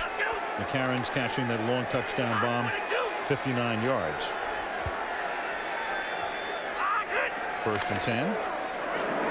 Eddie George. Short gain. You know, it's an interesting thing the Jet defense is doing. You know, Sean Ellis usually plays the left defensive end, and Brian Thomas, John Abraham, when he's healthy, plays the right. But on this series here, Sean Ellis is playing over in the right side, and that's the side that they're running to. And Sean Ellis plays the run very well. You can see that he's stout in there, that he holds the hole, holds the point, and there's no cutback at all. 2nd and 7 from the 40. George again. You know, John, we mentioned at the top how big this game is. If you look at the way the playoffs are structured in the AFC South, I mean, some team is going to win it, either Tennessee or Indianapolis, with a chance to have a bye. The team that doesn't win the division, and let's say you wind up 12-4 or whatever with a great record, and there are the division leaders, you are at best the number 5 seed. The difference between being the 1st or 2nd seed is if you wind up in that spot, you have a week off and then probably 2 home games, at least 1. If you wind up as the 5th seed, in all likelihood, you're playing 3 road games to get to the Super Bowl and no week off. And here's Robert Holcomb picking up the first down. And John, since they went to the expanded playoff structure, the only number 5 team, seeded team to ever get to a Super Bowl with the Patriots in '85, and they were clobbered by the Bears. Yeah, and that's the thing that's good about this league is you play for those things, and the reason you get the bye and the reason you get the home field throughout is you earn it. Now that doesn't mean that you're going to earn it and you're going to win all the time. You still have to play and you win, or that doesn't mean if you have to play all road games you can't win it. Like you said, the Patriots. 1st and 10 at the 49-yard line, but one road is a heck of a lot easier than another. Off the play fake, McNair guns it, caught. That's a first down as he hits Derek Mason, who's covered there by Aaron Beasley. And that's what makes you keep playing, because you want that home field throughout. And I don't know if it's the home field, if it's part of the home field, but it's also that first week bye, and you put all those things together. And then you see Steve McNair throw like that. You say that, wouldn't it be something? You know, you talk about teams that are going to be in the Super Bowl, and so wouldn't it be something if Tennessee were in the Super Bowl this year in Houston, Texas? Their old home. And from 1960 when they were born through 1996. And it could happen. If Tennessee wins tonight, remember, they'd have a game advantage over Indy because the Colts lost yesterday. Then Indy goes to Tennessee. They play in Nashville. Earlier this season, the Colts won. So at the moment, they would hold a tiebreaker if the teams were tied. But if Tennessee can win tonight and beat Indy next week, they would have a 2-game lead and be very close to wrapping it up. I remember when we talked to Tony Dungy in the preseason, we were talking about playoffs and championships and all those things. He said, we have to get by Tennessee first. He said, that's our division. He said, we have to get them. 2nd and 9. And that is McCarron's making the catch, and he is forced out of bounds very close to the first down mark at the 26-yard line. Don't you feel that Steve McNair is getting his rhythm now, that he kind of started off pretty well and then kind of went downhill a little, and now he has it again? I mean, he's getting back, getting set, getting the ball out of there quickly. And the other thing, I think his pass protection has gotten a little better this second half. He came into the league 2nd in completion percentage in the league, which is it's an interesting point in as much as this team throws very few screen passes. They throw the ball down the field a lot. So when you're that high in completion percentage and not throwing screen passes, that's big time. Eddie George for a gain of a couple, because a lot of times you look at the quarterbacks who complete, more than 60%, and it's a team that throws a lot of short passes and screens. And the Titans don't. They throw the ball down the field as much as any team in the league. Yeah, and Steve McNair and the Titan offense has kind of evolved into that, because there was a time, remember, it was about running Eddie George, throwing checkdowns to Eddie George, throwing the ball to Frank Wycheck. Remember, the tight end was such a big part of their passing game, strong defense. They've kind of evolved into throwing the ball deeper, pushing it down the field. Supplemented or supported by that graphic there, the lowest percentage of passes thrown to the line of scrimmage or behind it. 2nd down and 8 from the 24. A healthy dose of Eddie George to the 18-yard line. Aaron Kinney helping lead the way with a block. And they're doing this against the worst rushing defense in the NFL. So you have the Titans on one side, we talked about earlier, with the best rushing defense, and that unit with the worst. And that's what Jeff Fisher was talking about last night. He said, I don't know if they're going to respect our running game or not. He said, but if they don't, I'll guarantee you they're going to get a heavy dose of it. And they're getting that dose of it right now. In fact, on this drive, they'd have 7 runs and 2 passes. Big play on 3rd and 2 with under 7 minutes to play in the quarter. And they give it to George, and the Jet defense stiffens. Stop him at the 17, forcing a 4th down field goal attempt here. Brian Thomas slowed him down, and then Sean Ellis finished him off. And they'll attempt a field goal now from about the 27-yard line. And they started out here with a 3-man line. You're going to see Sean Ellis come right down the line here. When Eddie George starts to cut back, he just extends and makes the play. Sean Ellis is having a heck of a game. And the 44-year-old Gary Anderson is able to boot it through a 35-yard field goal for the South African-born kicker who's been kicking since 1982. 10-10 on your dial with 6:10 left in the 3rd.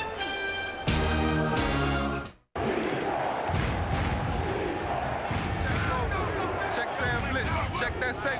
Watch 26. I got you, Mike B. It's short 2. Check over. Ready? T.O. Watch T.O. Come on. Ready. Go T.O.'s in motion. Hey, hey. Hey.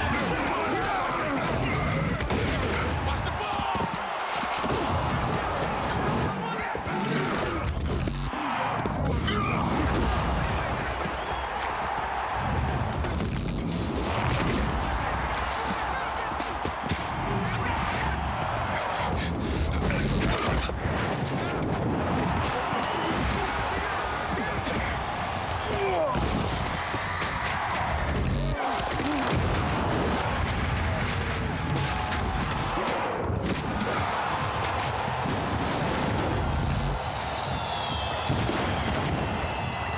You were gonna block. Man, I thought you were gonna run.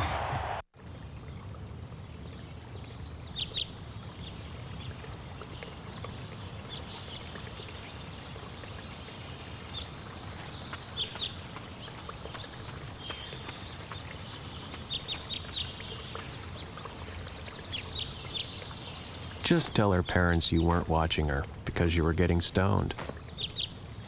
They'll understand.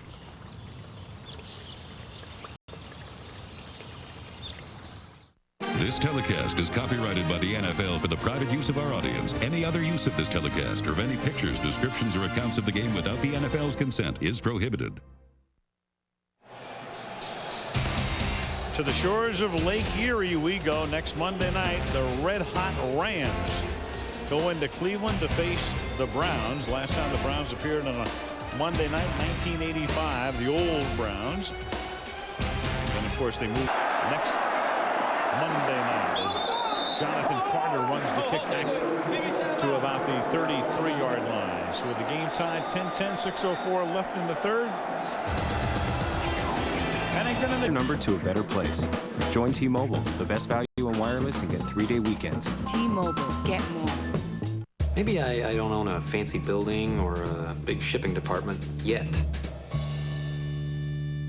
But Brown still takes my business seriously. I can print labels, track shipments, order a pickup right from here. And with the time I save, I can build my business. Maybe I'm not exactly part of the limousine set, but I have a driver. Small business shipping, synchronized. UPS. What can Brown do for you? 6 designers, a lot of issues. Stop interrupting me. Extreme Makeover Home Edition after Tristan and Ryan's wedding Wednesday on ABC. All right, win one for Dotage right there. Doug Flutie at the age of 41 with 61% of the votes. Joey Harrington with only 39%. The Flute Man next week against Brian Scott. In 2 weeks, actually. We'll have the The final matchup, Flutie and Brian Scott, the rookie and the veteran. I heard Brian Scott is going to play the drums because I always pick the drummer. All you have to say is the drummer because people will be impressed with that. I heard Scott is switching the drums. With a helmet on the field, it's a 2-yard gain. You're right. I mean, you were onto something very early in that, John. Just you bang away and you're going to win. Right. It was the instrument. And if you didn't have an instrument, the instrument would beat you. And then you got into what instruments they were playing, and the drum beats every other instrument. No question. Percussion. It's our society today. Percussion. A lot of noise. 2nd down and 8. At the 36-yard line. And they give it to Moss. After Martin hands it to Moss, Moss is out of bounds, about a yard shy of the 1st down. And we go back to Herm Edwards, mic'd up.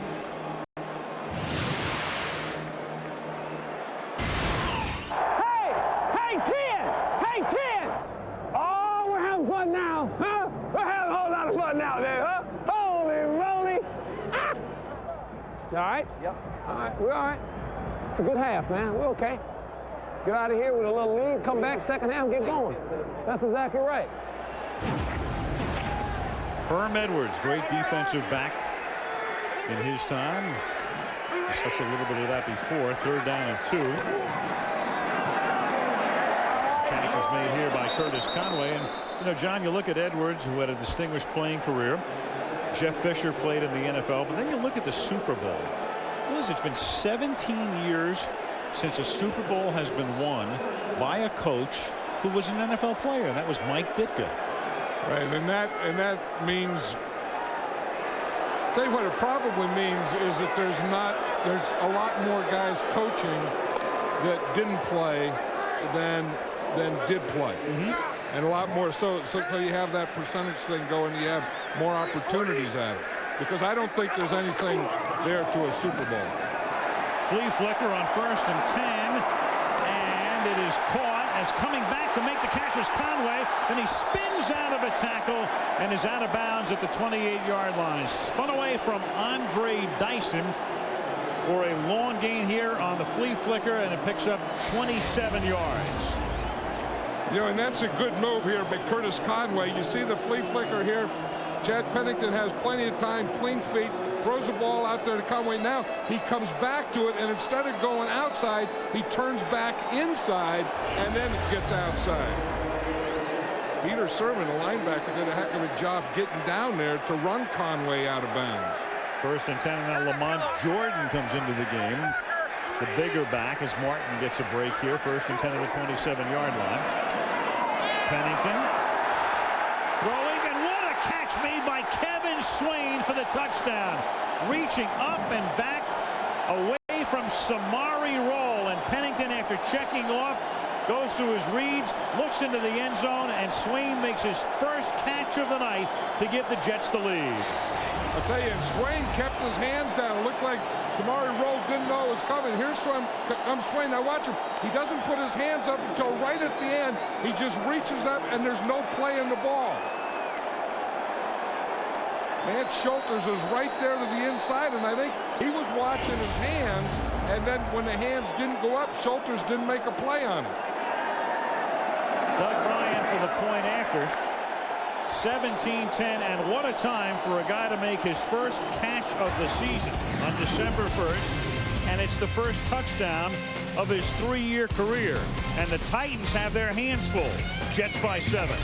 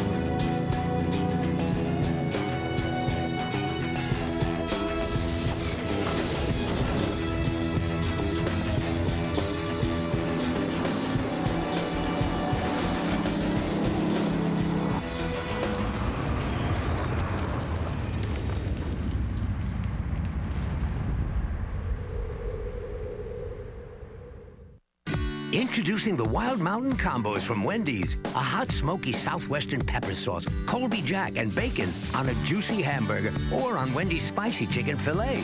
Now that's something to remember. Wendy's, it's better here. The difference in carbs between Miller Lite and Coors Light is only 1.8 grams. You can burn 1.8 grams dancing. Slow dancing. So do a little dance and drink a little Rocky Mountain Cold Coors Light. Hey, don't go out on me. Wake up. Wake up. Look around. Look around, huh? Huh? Anything you see around here belongs to Mr. Malloy. You got that? And anything you don't see belongs to Mr. Malloy. You with me? Huh? Line of Fire premieres Tuesday, 10/9 Central on ABC. Viewer discretion is advised.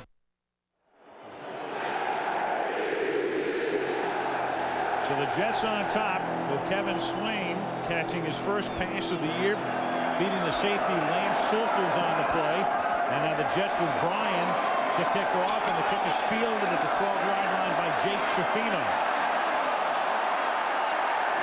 And Schifino still on his feet, taken down to the 37-yard line with 3:24 remaining in the third. And New York back up on top 17-10 at the Meadowlands. I still don't have a gift for Frank. This holiday season, Lowe's is the place for tools. Lowe's has the largest selection of DeWalt, Milwaukee, and Skill power tools in the country, including the widest and latest selection of power tools from Hitachi. Hitachi 18-volt cordless combo kit. Would my husband like it? You bet he would. And Lowe's has low prices every day, guaranteed. How did you know?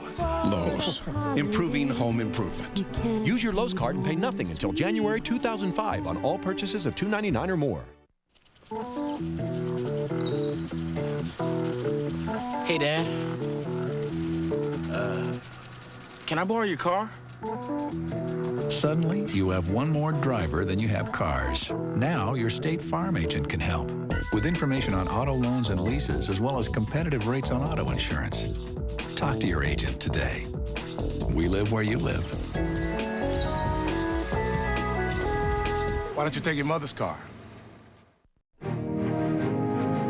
When the stakes are high, the great ones answer the call.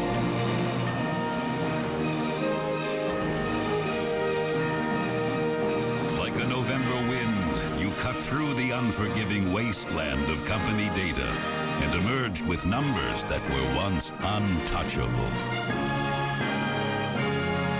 You have the new Microsoft Office system. It's showtime. ABC's Monday Night Football is being brought to you by Nike Gridiron. Freevibe.com. Marijuana is more harmful than you think. Facts, the anti-drug. Nissan, who invites you to shift the way you move through the world. And Budweiser, grab a cold, fresh Budweiser. It's game time. One of the more interesting set of billboards I've read in 18 years on the show. Never know what that card's going to say.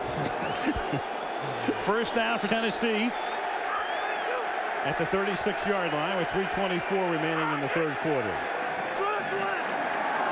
McNair throws, and it is caught up at the 49-yard line by Derek Mason, despite good coverage on Mason by Aaron Beasley.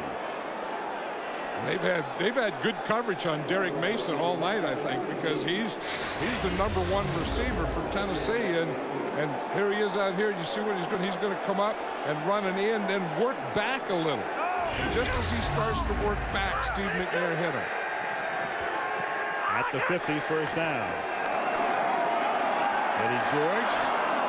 You know, John, you look at this game and you think about, this is one of those maybe look-ahead games for the Titans. They get a big break yesterday. They know they've got Indianapolis at home. It's easy to look past the 4-17, and they really have their hands full now. And I think Jeff Fisher realized that, and that's why Steve McNair is playing tonight. I think that, if he were going to look by it, he would say, look, let's just rest you. We'll get you ready next week for Indy. But he knows that, you have 5 of them to play, doggone it, and they each count as a game.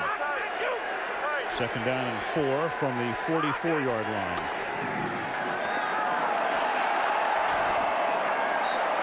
And there's a flag down, 2 flags, in fact, in the offensive backfield. Holding against Tennessee. Jets are starting to get after him again on that first drive after the half. Steve McNair got into a pretty good rhythm. Number 77, offense. 10-yard penalty. Still second down. The young center, Justin Hartwig. Right, and the hold is right here on Jason Ferguson, who's the nose tackle. See, he's going to his outside shoulder. See, right there is the hold. And usually when you get your feet, if you're an offensive lineman, when your feet get in a poor position, you will reach out and hold. And that's exactly what happened to Hartwig. Shotgun, second down and 14. Inside handoff. That goes to the rookie, Chris Brown. Third and long. We talked about McNair. It's interesting. McNair in Mississippi lives within a short drive of Brett Favre. And so when you think of Brett, there's McNair. He had surgery on his back in '99, the Super Bowl season. Right shoulder sprain, then back spasms in 2001. And he just keeps going and going, very much like his neighbor in Mississippi. You know what they are? They're big, tough guys that come to play every week and, you know, play with injuries and just love to compete. But I think the thing that they have is just that consistency and that strength to always be there. They're gamers, and they're going to be there for every game. Now third and long, and Steve doesn't appear to be too thrilled about the play call, and they'll go over and talk to Mike Heimerdinger, who is the offensive coordinator, and they take a timeout here preparatory to a 3rd and 11. Speaking of McNair's toughness, here's what his coach has to say.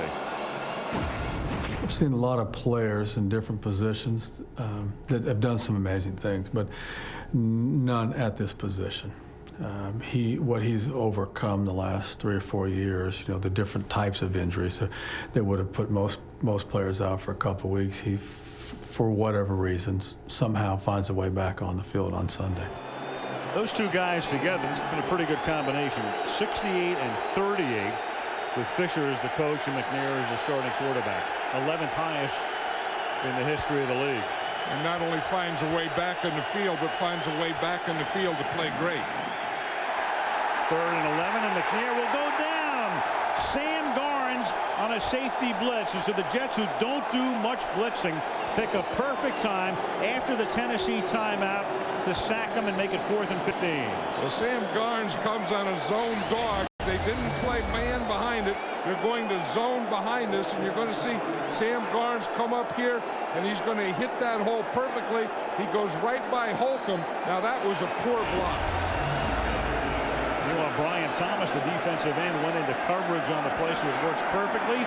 Final minute of the period. Fielded at the 18 by Santana Moss, and he takes it back to the 20-yard line. As we see Chad Pennington come out in the field here, let's watch his last touchdown, that one he threw to Kevin Swain. And you see here, Swain is right here. Lance Schulters, it's a nickel defense, so he plays on the slot. Swain with his speed gets right to his right, then comes back to Kevin Swain and throws it just a little short, but for the touchdown. But that's big. Looking right, humping right, and then coming back to Swain on the left side. Swain, an Arena League guy, a guy who was with 3 NFL teams earlier in his career and was released by all before he ever played in a regular season game. Now Pennington throws, and that's caught by Curtis Conway up at the 40-yard line, covered by Tony Beckham, a gain of 21. Curtis Conway ran that deep in. We're going to see a lot of those next week. That's what Isaac Bruce and Torrey Holt run, and the Rams throw so well is that deep in cut. But then he'll be out here, and he's going to come up and run the in right into here. You see, get it up there about 15 or 17 yards, come back a little. Chad Pennington throws it where only Conway can catch it. And now the Jets do not have to run another play. They can let the time run out in the 3rd quarter. And with 15 to go in regulation, the Jets lead 17-10. End of 3 at the Meadowlands, and Monday Night Football resumes after this from our ABC stations. It's been 8 years since Cleveland hosted a Monday Night Football game. We're so excited. We even gave the dog pound a bath. Rams, Browns, next Monday night on ABC. Everyone comes to play on Monday night. WZZM 13 presents Understanding High Definition Television. The screen is a lot wider. The digital picture is 5 times clearer than regular TV. Sort of like the picture quality difference between VHS versus DVD. Plus, the Dolby surround sound of HD TV is unbelievable. But don't take our word for it. Experience WZZM 13 in high def for yourself. You can watch all your favorite ABC programs in high definition on WZZM DT. Watson's big holiday sale is here with America's best selection and best prices on over 100 top brand spas from Caldera, Viking, Cal Spas, and more. Right now, 5 models are priced as low as $14.88 and no more than $29.99. But only while supplies last. Get huge savings on vent-free gas fireplaces too, starting at just $3.88. Electric fireplaces from $6.88 and gas loft from $99 installed. Plus, tanning beds start at just $9.99. Slate pool tables priced from $8.88. Huge savings on foosball, air hockey, and electronic dartboards too. Only at Watson's.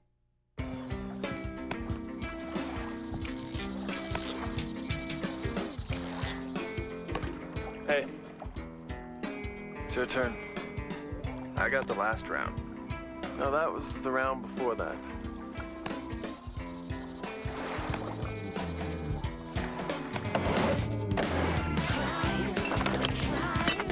Next time it's your turn. Blue sky, sunlight, blue light. The DeVos Place grand opening, Saturday, December 20th from 10 to 6.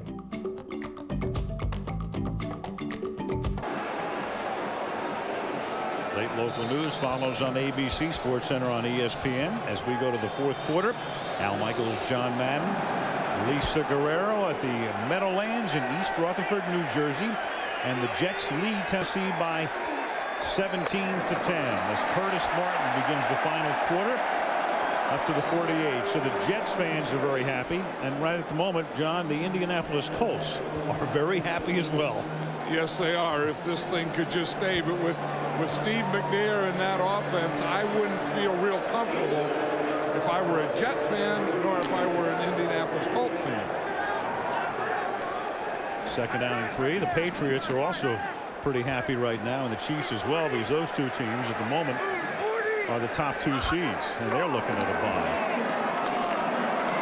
Martin, so no gain. You know, when you look at Pennington, 16 games is a season, but you go through his first 16 career starts last year and this year, and look at those numbers. I mean, that's the equivalent of 1 full season.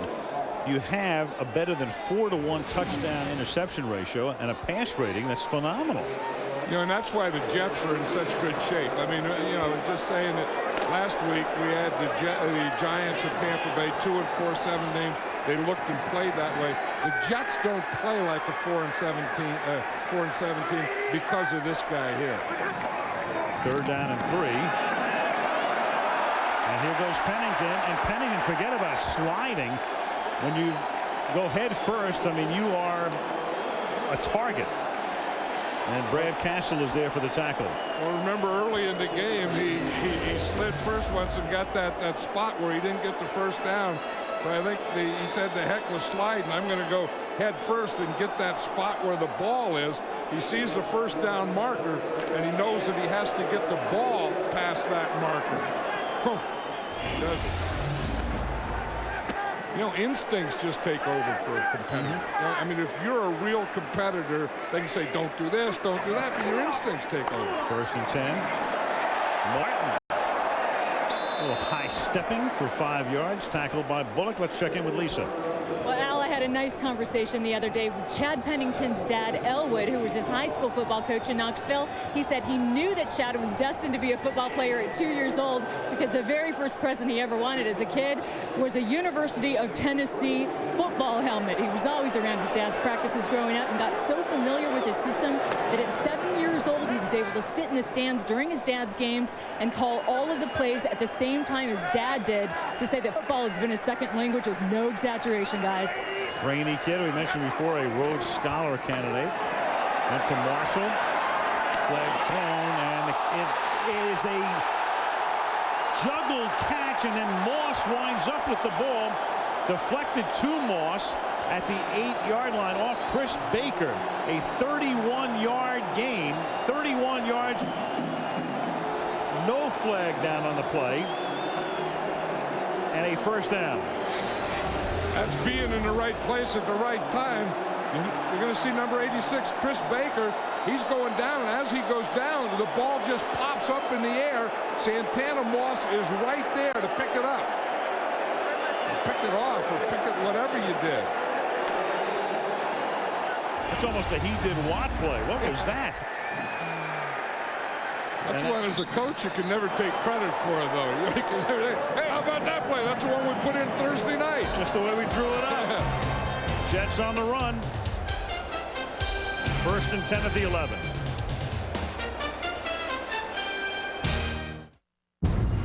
A soldier who lost all he fought for. What do you want from me? Will find a way of life. What do you want for yourself? Worth dying for. The way of the samurai.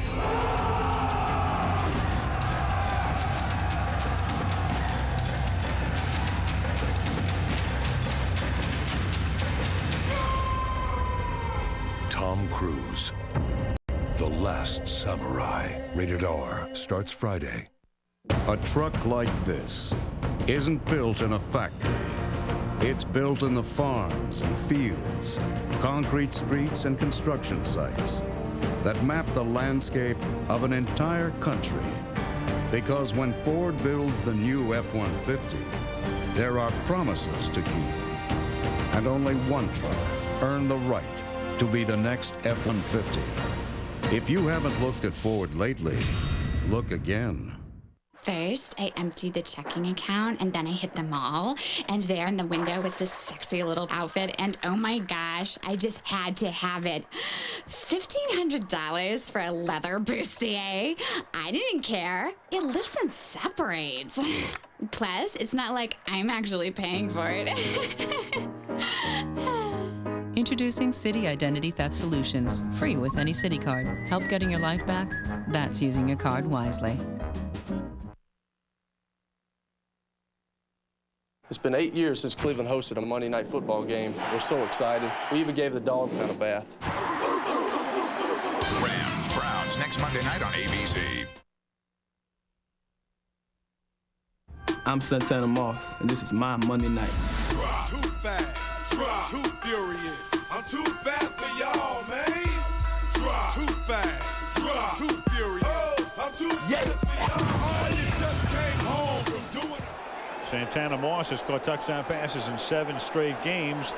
None tonight, but here they are at the doorstep. It's 1st and 10. They can get a first down without a touchdown, just barely. Martin picks up a couple. Take a look at this down in the huddle before that. The last pass. You know, Pennington loves to butt heads with his teammates. Well, you always say only one guy talks in the huddle. No one else can talk. This is what offensive linemen do. That was Jason Fabini. I can't talk. This is the way I talk. Boom. How'd that feel? You know, and old Chad Pennington is an old headbutter from way back. He's trying to call the play. Fabini's headbutting him. Well, they say don't talk, and that's a way to talk. 2nd down and 7. From the 8, a little fade for Conway, and he makes the catch for the touchdown. Tony Beckham replacing Andre Dyson, who's on the bench, and he's hurt. So they go to the backup Beckham, and the question is Fisher will look at the board. Does he want to challenge this? Did Conway have it with both feet in bounds? Here's the look. Chad Pennington threw that same pass last week. It was to Santana Moss. This time it's to Curtis Conway. You just throw it up and you get it to that outside shoulder where it's either going to be incomplete, out of bounds, a little wobble on it, or it's going to be a touchdown. Well, apparently the coaches upstairs have seen it and told Fisher you don't win the challenge, and Bryan for the extra point. You know, that's such a huge play. You know, you wonder why you don't challenge it. Maybe you'll get another look at it and you'll get the call overturned, but that looked like a pretty good call to begin with. 24-10.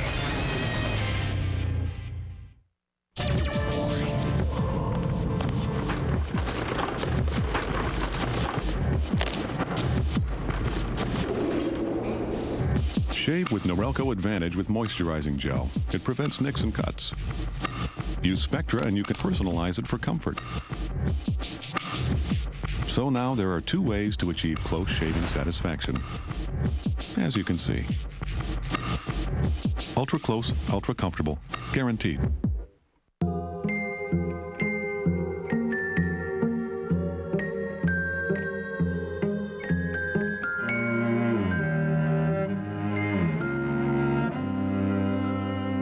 In your eyes, there's only one woman in the world.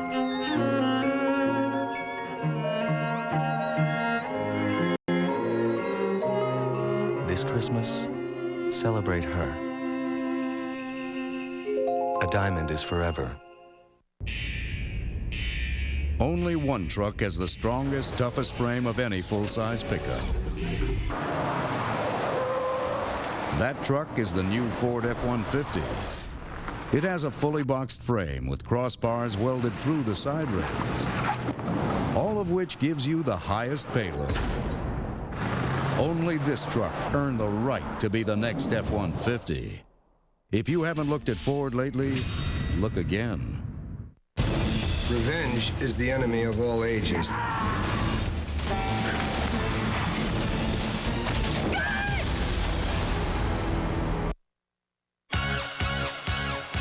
George Lopez, one funny dude, all new Friday, coming up TGIF.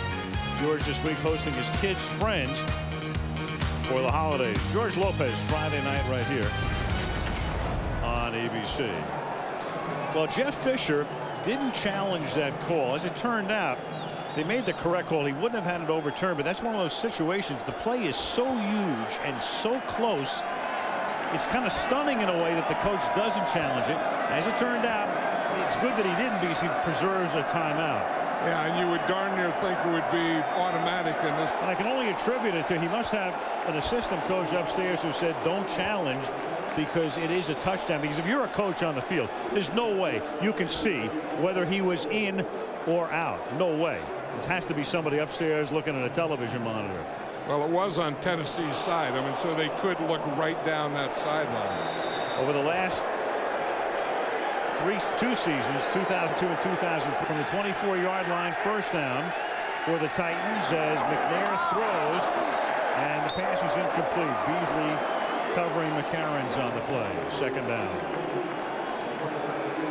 How about Chad Pennington this second half? I mean, he's been 7 for 7 for 118 yards and 2 touchdown passes. You know, and that last touchdown throw is really something. We just have to show this again. We watch Carlos Hall, number 97. He's right there rushing free from the side that Pennington has to throw it to. So he's throwing it through him. And you watch Chad Pennington after he threw it. He didn't know where that ball went. It's one of those great throw, great catch deals. I mean, Conway, a beautiful job of keeping both toes down. And that time it was Marvin Jones putting pressure on McNair. Third down and 10. Yeah, that's what this Jet defense is doing a good job of putting the pressure on Steve McNair here. Now Eddie George makes a heck of a pickup there, but then that just forces him out to the pressure here. Watch Eddie George there. That's what a back has to do. I mean, when you get that blitzer, that back has to help protect that quarterback, but that kind of forced him right into the rushing end. And forces George out of the game, at least momentarily. Third down and 10. So Eddie George on that block has to come out. Chris Brown comes in. 10.5 to go in the fourth. Jets on top by 2 touchdowns. Well, he had Marvin Jones, and Marvin Jones had a free run at Eddie George. He also had a free run at Steve McNair if George weren't there. Flushed out. McNair on the run. Throwing down the sideline, and the catch is made by Derek Mason inbounds. Beautiful catch. Goes up in the air, looks down, gets both feet inbounds, and picks up the first down. 21 yards. And I watch Sean Ellis. He's going to get caught in the inside. You see, he'll get caught right here, coming inside, right there. And when Steve McNair sees or feels that, he knows when he's going to escape, it's going to be to his right. Then he gets out there and makes a throw like this. So he had one deep, one in the middle, and one short to choose from. From the 46-yard line, McNair with a lot of time. Throws, hits Kinney, the tight end, and Kinney picks up a first down, taking the ball to the Jets' 36-yard line. And this is a type of situation that the Jets have to keep the pressure on him. You have to keep pressuring Steve McNair, but you also have to keep him contained. And that's where he's so tough. You know, you can say, go after him, get after the quarterback, go get him, but also contain him. McNair out of the shotgun at the Jet 36-yard line. A little juggled snap, and then throws underneath. It's caught by Brown, and Brown gets taken down in the open field by Jason Glenn. You know, and the thing that you don't want Steve McNair to do if you're a Jet fan or a Jet player is to get into one of his rhythms in the shotgun, because he feels very comfortable in the shotgun, and he does the shotgun as well as anyone. And then if he gets in a rhythm from the shotgun, there's a lot of danger right around the corner. His pass rating out of the shotgun the same as it is under center, over 100. Mason makes the catch and is tackled immediately at the 30-yard line, setting up a very key 3rd down and 4. Ray Mickens made the tackle. And we talk about the Jets putting pressure on McNair, and one of the problems the Jet defense has had this year is missed tackles. But I'll say this, tonight they're tackling very well.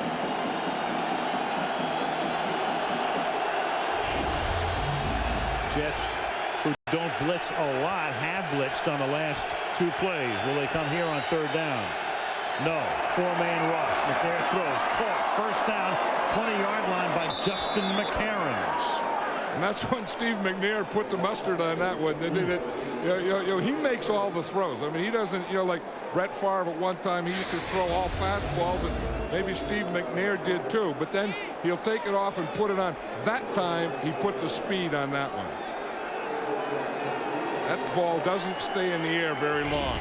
From the shotgun, where he's flanked by Robert Holcomb. First down at the 20-yard line. McNair hit as he throws, and there's a flag down on the play near the line of scrimmage, just behind it.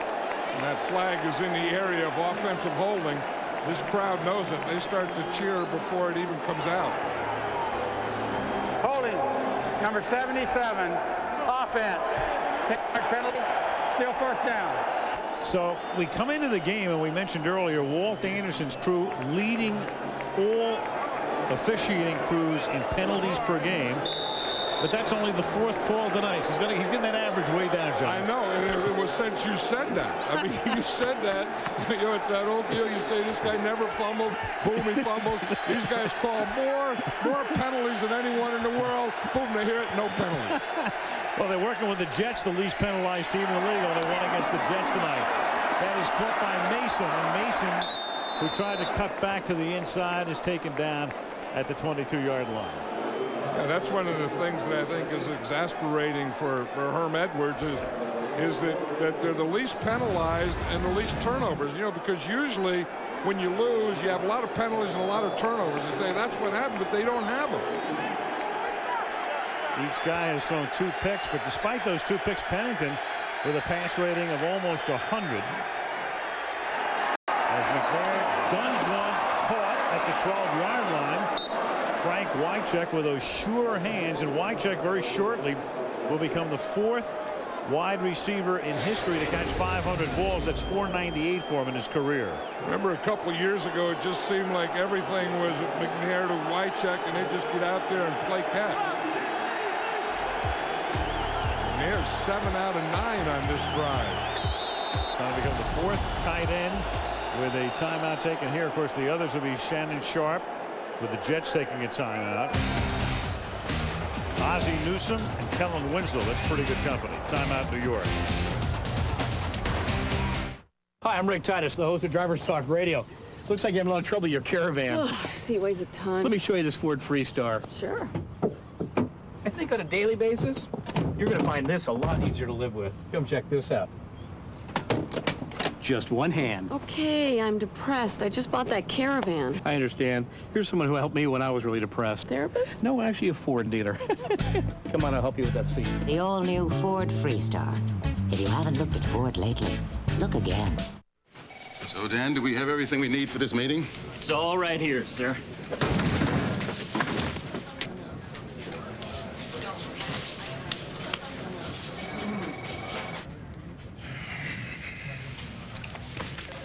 Is your data backup as reliable as it should be? Don't worry, sir. He told me everything.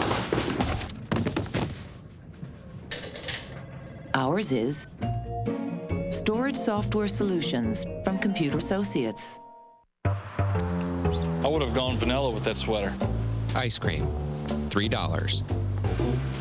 I think I would have parked a little closer. Gas, $22. Whoa.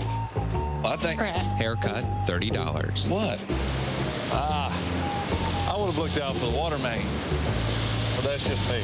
Monday morning quarterbacks, priceless. There are some things money can't buy.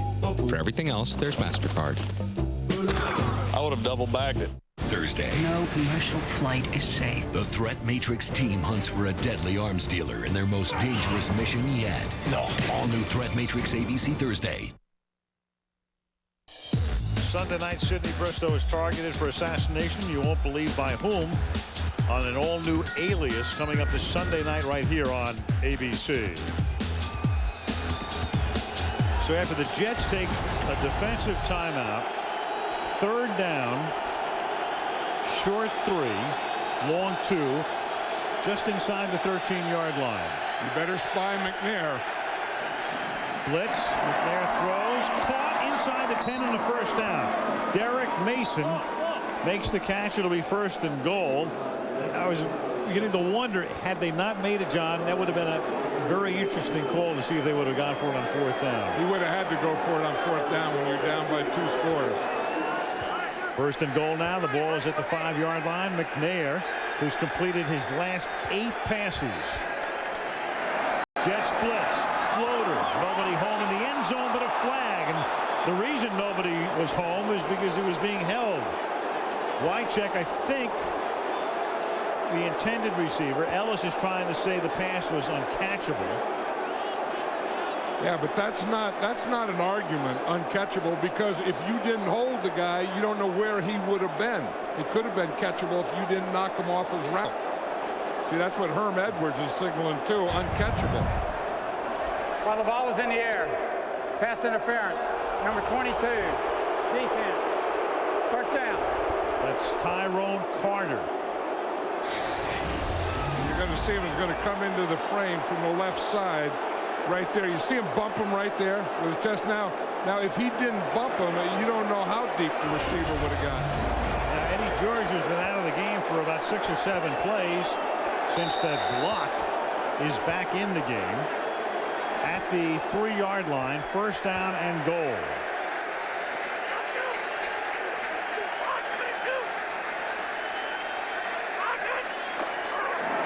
George behind Holcomb. But the Jets penetrate, and helping to lead the charge was Sean Ellis along with Marvin Jones. Clock will tick down under 6 minutes. It'll be 2nd down and goal. Yeah, there was no hole there at all. There was nothing there for Eddie George. But just you're going to see Victor Hobson, number 54, take on the lead block. And then that stopped the hole, plugged everything up, and then just all the convergence on it. I think this has to be about Steve McNair here. 2nd down and goal. From the 3, off the play fake. McNair hit as he throws. Ball is batted into the air and incomplete. 3rd down and goal, intended for Aaron Kinney, one of the 2 tight ends. Yeah, I think that 1st down, it would have been a great play-action pass down. You know, where you fake them and you get them all the way. See, because they're all going for everything there, and then you just fake it and go to the pass. Now, 2nd down was a little tougher. This will even be tougher yet because they're going to get a form of nickel or dime defense. Streak ends at 8. Edwards running all the way down to the 20-yard line on 3rd down and goal. Empty backfield and no shotgun. And McNair guns it into the end zone, and it is incomplete. A flag is down at the goal line. Frank Wycheck, the intended receiver, threw it right into him, but he couldn't hold on. And it's against Tennessee.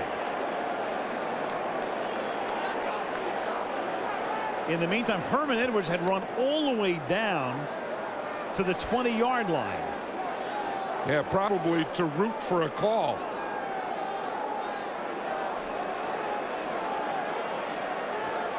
if it's offensive pass interference and you accept it, it's 3rd and 13, but if you don't, it's 4th down and goal from the 3. Assuming this is offensive pass interference. So let's get the call first. Pass interference, number 89, offense. Penalty is declined. 4th down. He doesn't want to give him the extra play. And you see what happened. Wycheck just went down there and just pushed off. That was the way that he got open. The Jets came on a zone dog. Wayne Robertson was back there in the middle of everything. So Herm, by declining, he says, I'm going to give you 1 shot, not 2 from the 13-yard line. 4th down and goal. And McNair started to run a quarterback draw, then throws, and the pass is dropped. Aaron Kinney was hit by Sam Garnes. No flag. Garnes was able to jar it loose, and the Titans can't get in. Big defensive stop by the Jets and Garnes. New York 24, Tennessee 10. See anything? Hold up. And go down.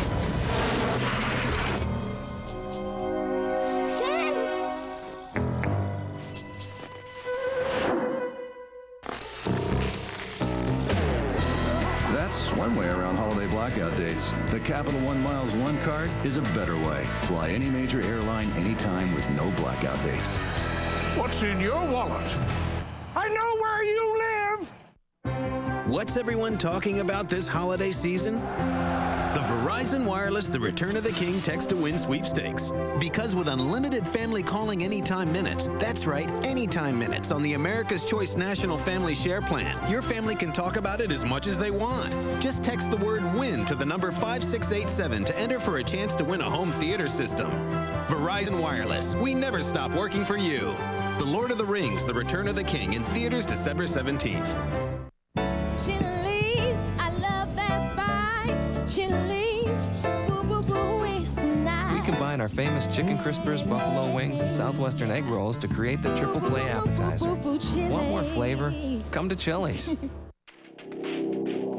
The difference in carbs between Miller Lite and Coors Light is only 1.8 grams. You can burn 1.8 grams dancing. Slow dancing.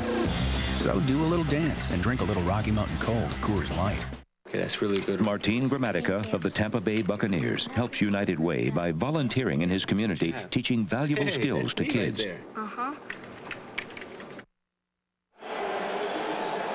That Jet defense and Sam Garnes have just stymied a long drive. The Titans had 14 plays, went 73 yards, and come away with zip.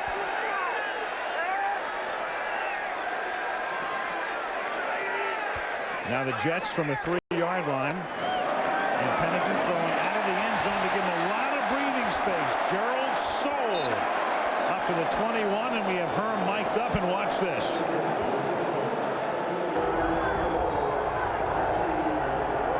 Tell him, watch the draw. Watch the draw. The draw. Quarterback draw. Now watch right here. That's exactly what they did. They put in Jason Glenn. And Jason Glenn is a speed linebacker, and he was spying. So he was watching for the draw. And you could see McNair go up like he was going to run, and he saw Jason Glenn there, so he stopped and threw the ball. 1st and 10 at the 20-yard line. Martin stopped for no gain. It's almost like John Herm became a player again. And it was like he had a uniform on at that point. Well, you knew that that they have Steve McNair, and they're going to use him down there. And the two way they're going to use him, they're either going to run him on the draw, or he's just going to drop back and throw it. He tried to do the combination of both. Titans have to use their 2nd timeout.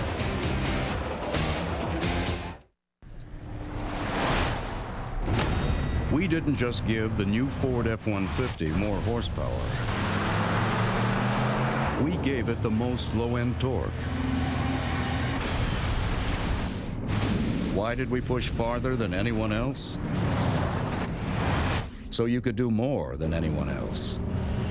Only this truck earned the right to be the next F-150. If you haven't looked at Ford lately, look again. Looking for a great holiday gift? Come into Burger King and pick up Burger Bucks gift certificates. I think that's a great idea. And make sure you take home the latest Cat in the Hat ornament for yourself. Humana, humana, humana. Oh, no!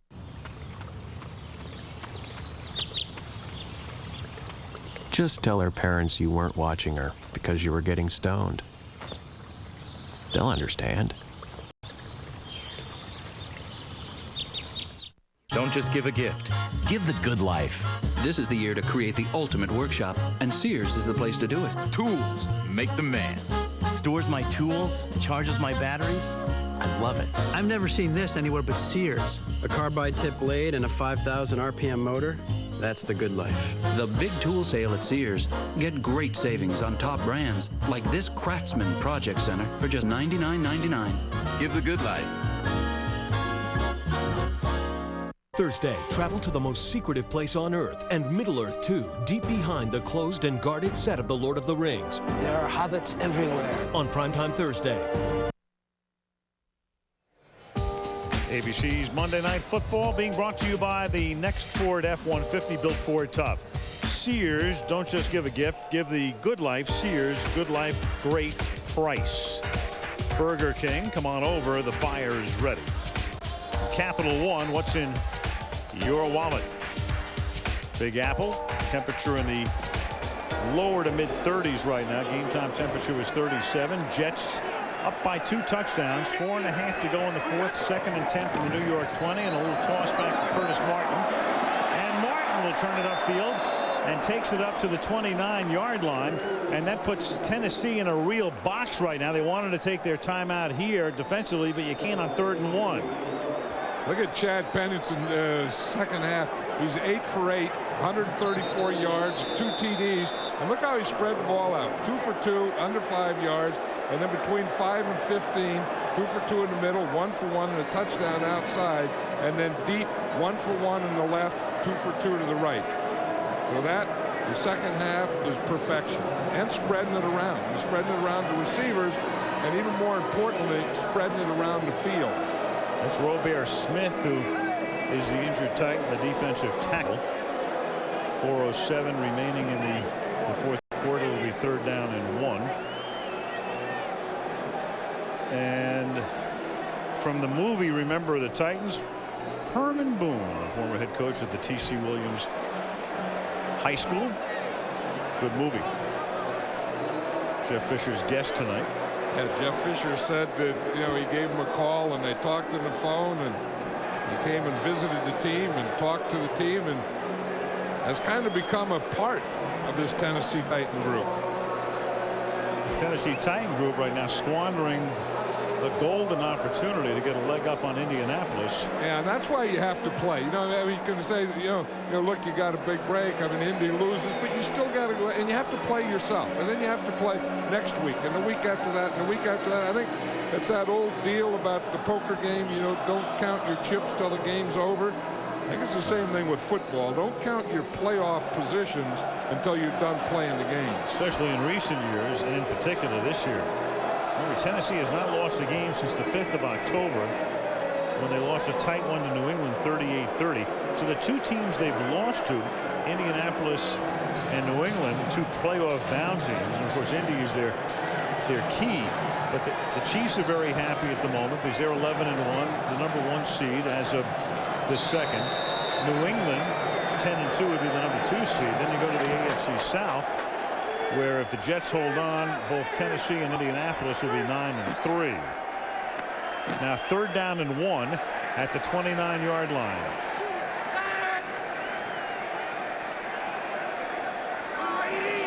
Going to try and draw him off sides here. Taking the clock all the way down. Here's Martin. And Martin will be bunched up. Now we'll see if Tennessee takes their final timeout here, because they have stopped them, put them in a punting situation. And now Tennessee can take its final timeout. And they'll get 1 more clock stoppage at the 2-minute warning. Coming up Sunday, James Spader uses unconventional tactics to defend a murderer. That's Sunday night on The Practice here on ABC.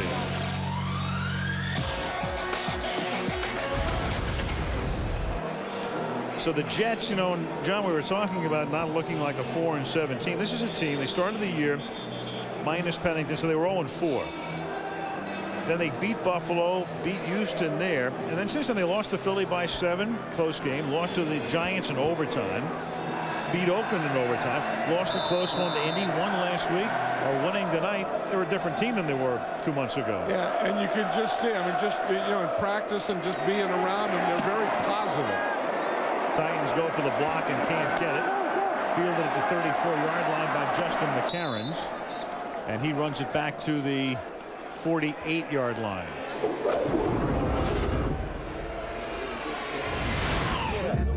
You can beat them. They're beatable, believe me. They're beatable. They're beatable. Herman telling his owner, Woody Johnson, they're a beatable team, and Curtis Martin was able to tie the score on his first touchdown of the season. Then with the game tied at 10, that great catch by Swain, the first touchdown of his career.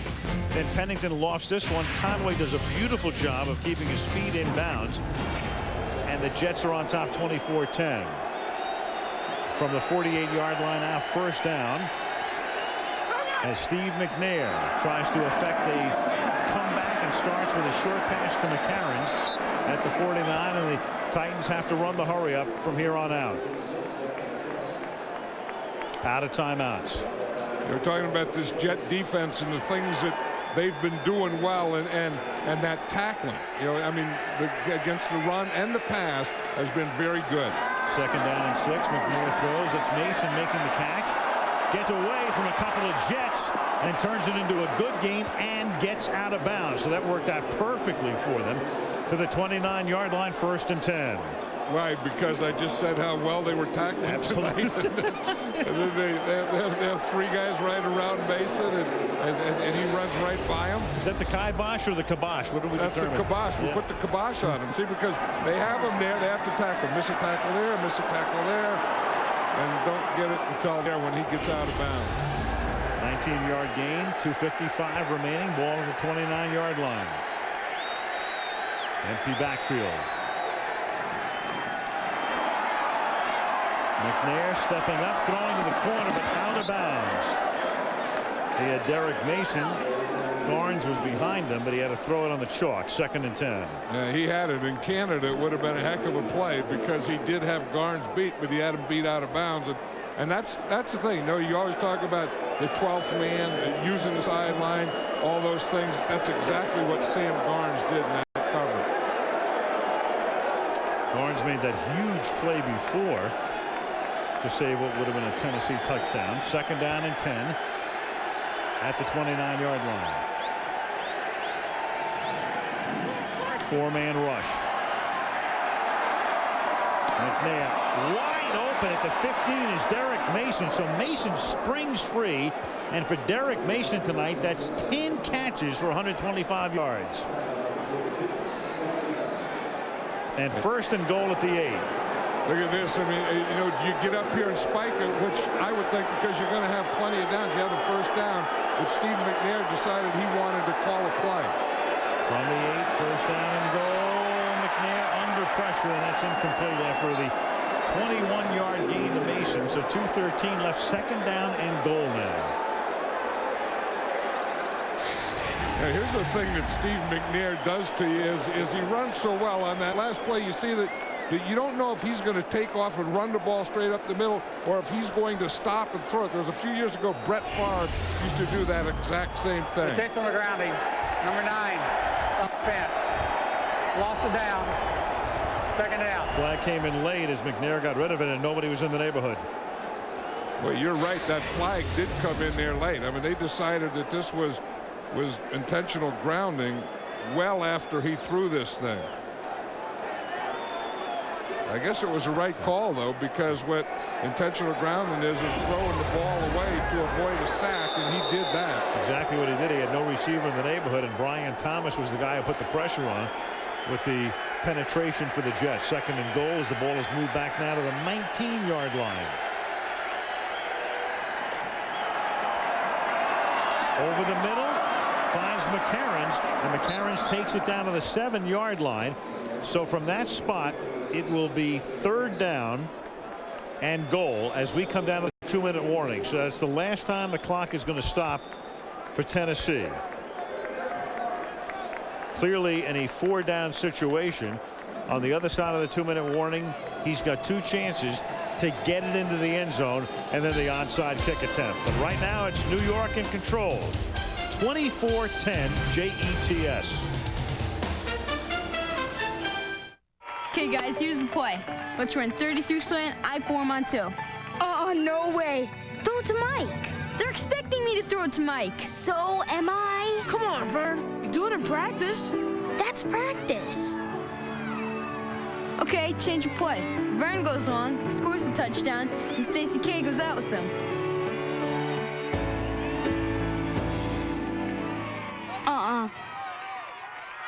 Okay, Vern, new play. It's been 8 years since Cleveland hosted a Monday Night Football game. We're so excited. We even gave the dog pound a bath. Rams, Browns, next Monday night on ABC. Everyone comes to play on Monday night. Coming up after the game will be the Autotrader.com post-game show. Will there be a horse trailer photo in Chad Pennington's future? I would think so right now, but there's, as they say in golf, you know, after you play that first, second hole, say, hey, there's a lot of golf left to be played. Hey, when you're talking about this Titan team and Steve McNair and these guys, there's a little football left to be played here. And a team that, as we pointed out before, has been far more successful than most others in effecting fourth-quarter comebacks on the road when down by double digits. Pennington going over things because they're going to, well, they're almost certain to get the ball back, but who knows? Titans score, recover an onside kick. Maybe not. Well, that's what the Titans have to hope for. And you think of that last drive. I mean, that the Titans had. They had a great drive. They get all the way down there and can't get in. And then, so had they gotten in then, and then this drive would have been to tie the score. Here they are in a goal-to-go situation again where they couldn't score the last time. 3rd and goal from the 8. No timeouts left for Tennessee. McNair rolling left, throwing into the corner of the end zone, and is caught by Mason for the touchdown. Derek Mason, their leading receiver, having a tremendous night as he pulls in the touchdown catch, his 11th grab of the night. Here he is the inside receiver. You see Mason, he starts inside like he's going to run a corner, then they cross, then he goes back to the corner, and McNair hits him right on the sideline, and he did have control, and he did have both feet in. But that's where Steve McNair is so dangerous. You know, that he always has that threat that he can run with the ball. So if you come up, if you get off your coverage just a split second, he can do that to you. Gary Anderson to make it a 7-point game. Now the Titans in a situation where they're going to onside kick, and you have 2 guys who can kick off. They normally use Hentrick because of the distance, but then you've got the other guy, Gary Anderson, who's had close to a Hall of Fame career. I mean, he's going to wind up with more field goals than anybody in history, unless, you know, Morton, no relation, Morton Anderson winds up as that record holder. So who's the best guy now to try an onside kick? Well, it looks like Hendrick is in there, because then I think you have, you know, if you put him in there, that you can onside it or you can kick it deep. I think if you have Gary Anderson in there, you probably know for sure it's going to be an onside kick. Well, I can't imagine them kicking off anything but onside at this point without a timeout, because if the Jets come up with a ball, they can just about run the clock out. In situations like this where you have an anticipated onside kick, the rate of recovery for the kicking team this season is 16%. That means about 1 in every 6 kicks in this situation is recovered by the kicking team. What was it that Monday night in Tampa when the Indianapolis Colts were doing it? That's right. Remember that? I was about to say, was it? And that was an illegal kick. Maybe Hendrick will try the illegal one. Hendrick with that high bouncing ball, and it took a very high hop, and it is recovered by the Jets. Chris Baker, a tight end comes up with the football. So that kangaroo hop, or you bang it into the ground and it hops high. That's exactly what he did. And you see the first 3 Titans go down there to block it. The 4th guy comes behind him to jump. And Scott McGarrahan is the first guy who actually makes contact with it. 42. Here he comes. Ooh, and he had a great chance to come up with it. Right, because he had the 2 blockers in front of him. So it was set up for McGarrahan to catch that ball. That was a great onside kick by Hentrick. I mean, he gave his team a golden chance. And now Tennessee cannot stop the clock. And the Jets at the 44-yard line with a couple of kneel downs here and can take it almost all the way down.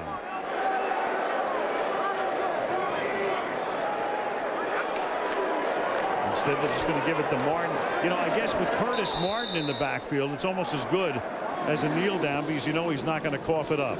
You know, that's where these guys are so valuable. You know, I mean, those guys that don't fumble, you know, they're very consistent. You know, you get in these kinds of situations and you don't have to worry that that ball's going to come flying out of there. Eddie George is the same guy. 2nd down and 11 now at the 45-yard line. Pennington keeping an eye on the play clock, which is down to 12. So they can take it down and snap it with about 107, 108. Oops. Oh, baby, and then look at that. And of all things, Moss comes forward, and to avoid the penalty, the Jets take a timeout. False start, number 83, offense, 5-yard penalty, still 2nd down. Of all the things, I mean, he's just coming in motion to change the formation a little. He's not going to be a big part of anything. Sure. And for him to do it, he can run in there and just watch the ball. Look, he starts in. I just wait until it's snap and then starts up and he knows, oh, I fouled up. Then he tries to get back and the defense is going to jump on him. Well, frankly, I'm just surprised. I mean, why don't you just kneel down? I mean, they gave it to Martin and we brought up the fact he doesn't fumble, but just kneel down. What's the difference? Herm Edwards, of all people, should know that, of course, considering the Pisarcik play and all of the rest. And now you're in a situation where you have a 3rd down. You can't run the clock all the way down. Well, he can on this. He can't on this down, but on the combination of this down and the next down, he can. And someone probably just figured that out. Yeah, right. They did the math, and I mean that's why I was. Well, they could have just kneeled down from the start. They could have kneeled down from the start. I mean, why take a chance? So they run a handoff play, then they run a man in motion play, and in the meantime, the mathematics. I thought I was going wacky for a minute, trying to figure out what they were thinking. No, you're not going wacky. John, it's after midnight. It's time to be wacky. Encroachment, number 98 on the defense. By rule, a defensive foul outside of 40 seconds with the clock running ends the game. The game is over. That's exactly right. It's a runoff. So you had a situation where you just could have had a couple of kneel downs, 3, and that would have ended the game. They created a little drama. Fisher comes over to congratulate Herm Edwards, and the New York Jets, as we said at the top, in the role of spoiler, and they just spoiled Tennessee's night, and they made the Colts, the Chiefs, and the Patriots pretty happy in the process. Yeah, but they were a very, very optimistic and lively 4-7 team. And now they are 5-7, and they go to Buffalo next week. And of course, Tennessee goes home to take on Indianapolis in a big one in Nashville. So coming up next, we'll have the Autotrader.com post-game show as the Jets beat Tennessee 24-17. We need a car. A sports car. A wagon. Silver. And certified pre-owned. That one. AutoTrader.com lets you compare 2.1 million new, used, and certified pre-owned cars to find the one you want. Oh, now we gotta sell our car. AutoTrader.com. Your car is waiting.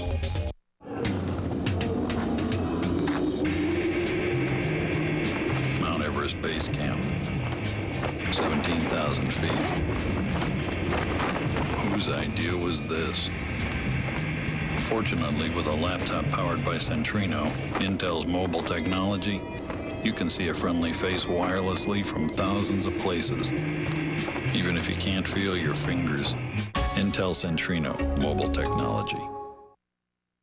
Jimmy Kimmel Live is overflowing with comedy. And I love these celebrity mugshots, and I was thinking the only thing to make them better is if they were actually on mugs, you know? There you go. This week, get your fill of Lenny Clark, Don King, Tristan Ryan, Jessica Alba, Moby. And if that's not enough... Tonight, the great one, Wayne Gretzky, on an all-new Jimmy Kimmel Live, ABC Late Night Tonight.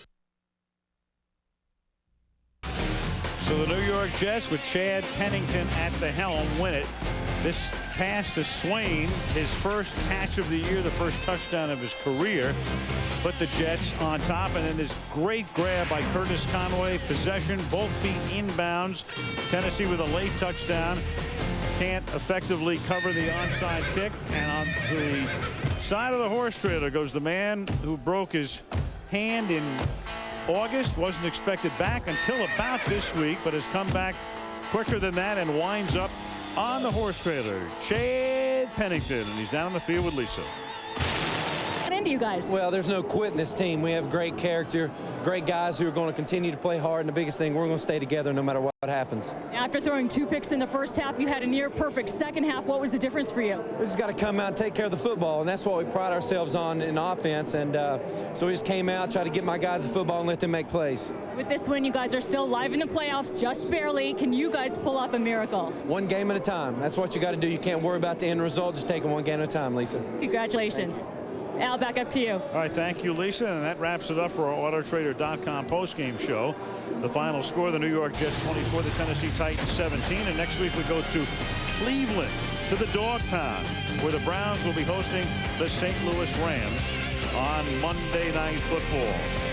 Until then, Al Michaels for John Madden, Lisa Guerrero, our producer Fred Godelli, director Drew Esikoff, and our entire Monday Night Cruise saying good night from Giant Stadium in East Rutherford, New Jersey.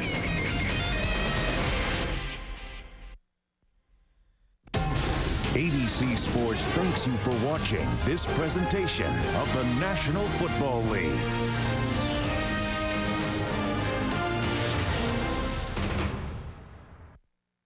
I want by the Jets. And Sean, 3 keys to the Jets getting the victory in this game tonight. And let's give those Jets some credit tonight, too, because they disrupted this playoff picture. But those 3 keys are this. 1, you look at the big plays in the end zone by those Jets. The receivers made some great ones. 2, the good, the end zone magic, the best and worst of Steve McNair, who coming into this game, no question, the MVP. Will he come out of this game as the MVP, Reese? And we need to start right there with those Jets and the magic in the end zone. And give Chad Pennington credit, too, Reese. Nice job. This guy just understands where to throw the ball and has a feel for it. And when you see this angle, you're going to understand why he's as good as he is. This is Swain, covered by Schulters, who's a safety. That's a mismatch right off the bat. Then the middle safety going to run when Pennington's going to pump fake to the right and look him to the right, come right back. Ball play's over now. Got him beat. And I love what Swain does. He waits till the last possible second to get his hands in the air, and then the concentration. Catch it with your hands at the highest point. It's exactly what Swain did. Then the touchdown to Conway from USC, I believe. Thank you very much. You flashed the V for victory. There you go. But I love this now, the concentration. We get away with a little push-up up around the throat, but good receivers always do. The concentration, getting your feet in bounds, the wherewithal to know where you are, watching the ball into your hands. This is a difference in the ball game right here. And Pennington standing in there like a true leader does, getting hit in the mouth and throwing the touchdown to Reese. Big job by the Jets tonight. They'll probably win a couple more, and everybody will say, oh, the Jets are back with Pennington. But this is a huge loss because you're playing for home field advantage for those Tennessee Titans. Now, Steve McNair, certainly we know he's one of the best players in the game. But we saw Steve McNair and his evil twin a little bit in this game, too, didn't we? I know he's banged up. Yeah, but you know what? The thing I love about him, the leadership to go out there, as Dave mentioned in the highlight, about his threshold for pain. If he's anywhere close to playing, he'll play, and he came out smoking, as Steve McNair always does, and the team responded.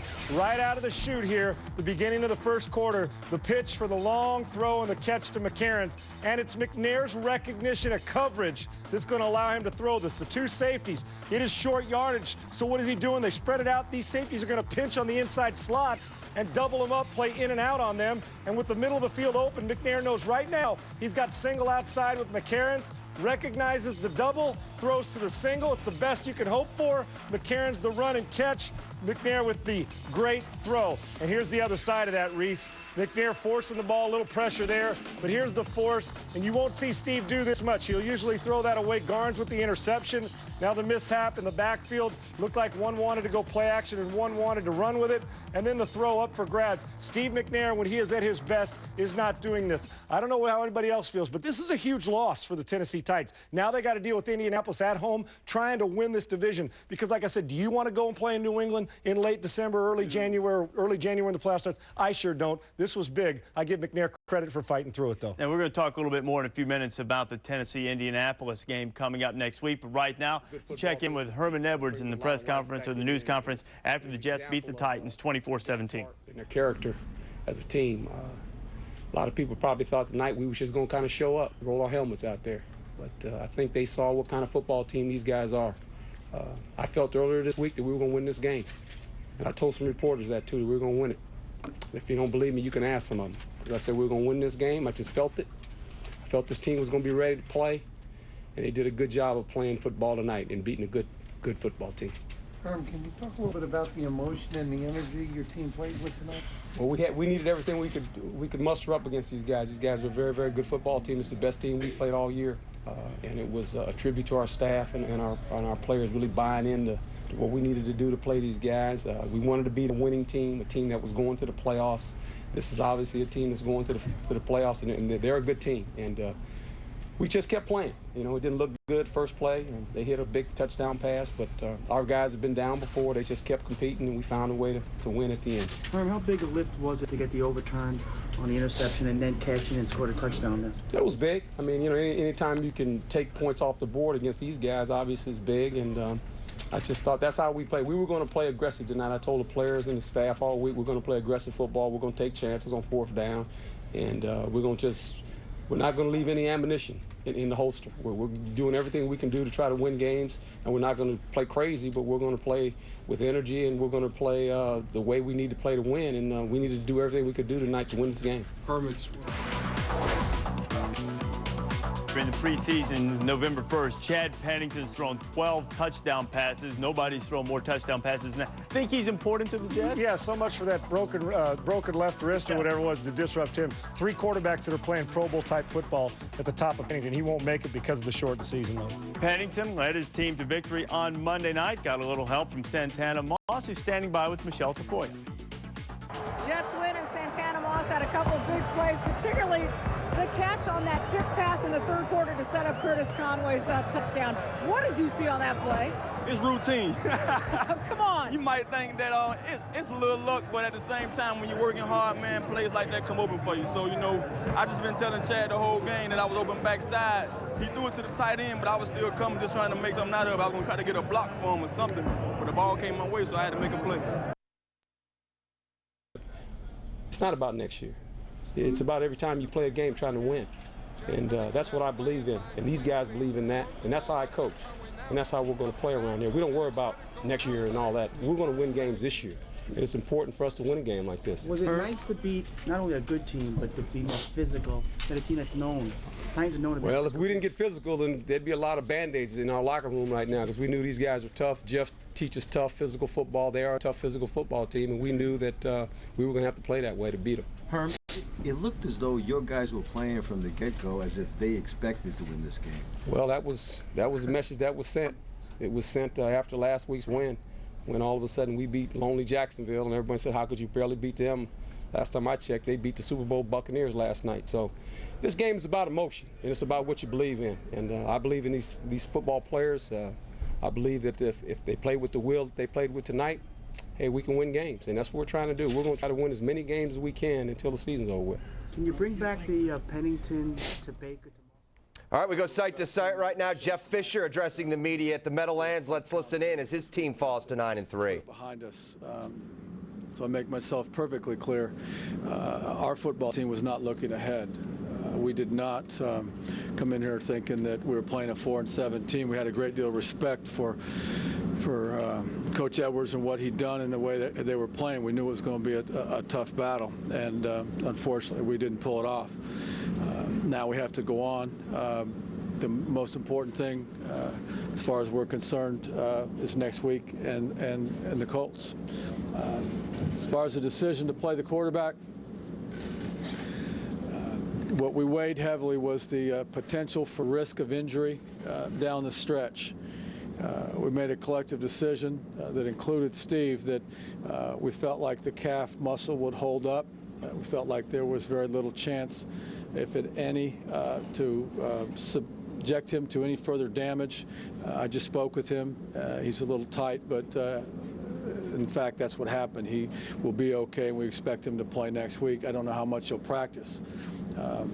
I think our decision shows you how important this game was to our team standpoint of giving us every opportunity to win. Rocky Kalma's fractured a fibula. Will probably be out for the remainder of the season. Aside from that, injury-wise, I think we're okay. Questions? What was Andre's situation there? He's got an ankle. He jammed an ankle, and it tightened up on him, and he just couldn't go. Steve, slow start. Anything attributable to that, or? Attributable to what? I mean, anything having to do with his calf or being cold? No, he just trying to make plays. That was all. He just trying to make plays. I mean, the first series he didn't start slow. That was a great throw to Justin. And he just tried to make some plays. He had the ball deflected, and he probably, he told me he could have run for the first down on the second interception, and probably should have. But that's uncharacteristic of Steve. But that's part of playing this league. Those kind of plays are going to happen sometimes. Did you consider challenging the spot on Albert's sack there near the end zone? I did, but even though his foot was on the line, the ball was never in the end zone. His progress was stopped. You're not going to get that. With Steve's injury, did it affect what you tried to do offensively the first No, it didn't. We ran play action early. I mean, we had several play action passes in the first 15, so we felt like, that was part of the criteria, was his ability to move around the pocket and handle play action. And you saw him move around. He scrambled around to the very end and made plays. Jeff, do you think he was hesitant, like when he didn't run for the first down because of the leg? No, I don't think the leg had any bearing as far as that was concerned. What he was trying to do was make plays. When he cut the ball loose, he had an open receiver, and the defensive backs just overlapped and made the play. Penalty on Samari? Samari said that he did not throat slash. It may have appeared that he did, but we have to learn from that. You cannot do any kind of gesture around the head or the neck, and he said he didn't. He said he knows better than that, but apparently that whatever he did was interpreted as that. I didn't see it. Was there anything specific, Jeff, that they were doing defensively against you, against your offense to try to slow you down? No, I thought they played well. I mean, they handled the run game, and we got the run game going. There's no telling what we've done had we not fallen behind and played better on defense. But I thought as a whole, the Jets defense we knew they were going to put pressure on us. We knew they were good. I mean, they're first in the league in average per sack play, and we knew we were going to be under pressure with just a 4-man rush. We made some adjustments and got Fred some help here and there and turned the center that way a couple of times. But that was the thing. We didn't have a lot of time, and fortunately, Steve made some plays by himself sometime, but they tackled better than what we'd seen. They had some difficult time tackling at times, but I thought their tackling was a difference today. What was the thinking on Craig's field goal attempt? Did you consider trying to punt him deep? I thought about it, but it was well within Craig's range. That one's on me. That's not Craig. He's our punter. When he misses, that's my fault. But we still had we didn't make any plays on that drive. We gave up a couple plays, and when when you're down by 7 and the quarterback scrambles around on a boot and throws the ball and it goes off the tight end's shoulder up, and comes up in the air, and the receiver catches it, runs down inside the 10-yard line, things aren't going good for you. And that was certainly that was a big play in the ball game. It's clear that he was mobile in the pocket, but to what extent do you think he was hesitant to tuck the ball and run because of the calf injury? I don't believe that was an issue. No, he was taking his hits, and it's fine. He was, he hasn't done a great deal of running, in the last 6-7 weeks. He hasn't. He's been proficient in the pocket, and he's bought himself time, and he's made plays down the field. Jeff, this team played so well before the last 3 games. You worry about losing something a little bit? No, I don't. I'll go. Jacksonville's playing pretty good ball right now, and they're playing very good defense. We had an awful first quarter, but we got it going, and we missed Javon, but everybody's missing people. But I was concerned. You look back at what we've done in the last 3 weeks of November; it hasn't been very good. We ended up, 2-1. It's not acceptable. This is not acceptable for us, but we have to go on. We were doing a lot of different things, and I just felt like he had a pretty good understanding of what we were doing, and winning the game, with the plan of playing him more than we did Jaquay Thomas. You had a little, you had a cushion, or possibility of getting a cushion in the home field and home division, and so looking ahead to this week's game now, how critical is this? Well, what our goal is to win the division first and foremost. I think once you get past that, you get the division locked up, then you can begin to think about home field advantage. But there's some good clubs out there right now. What we're trying to do right now is win a game against a team that's leading our division. Thanks, Jeff. All right, among other things, Jeff Fisher defending his decision to play Steve McNair despite a strained calf.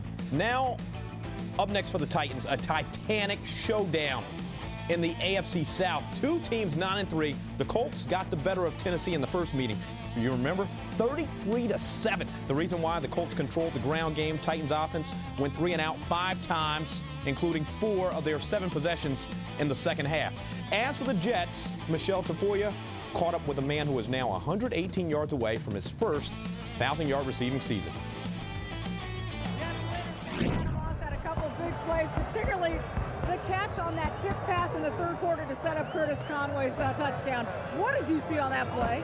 It's routine. Oh, come on. You might think that it's a little luck, but at the same time, when you're working hard, man, plays like that come open for you. So, I just been telling Chad the whole game that I was open backside. He threw it to the tight end, but I was still coming, just trying to make something out of it. I was going to try to get a block for him or something, but the ball came my way, so I had to make a play.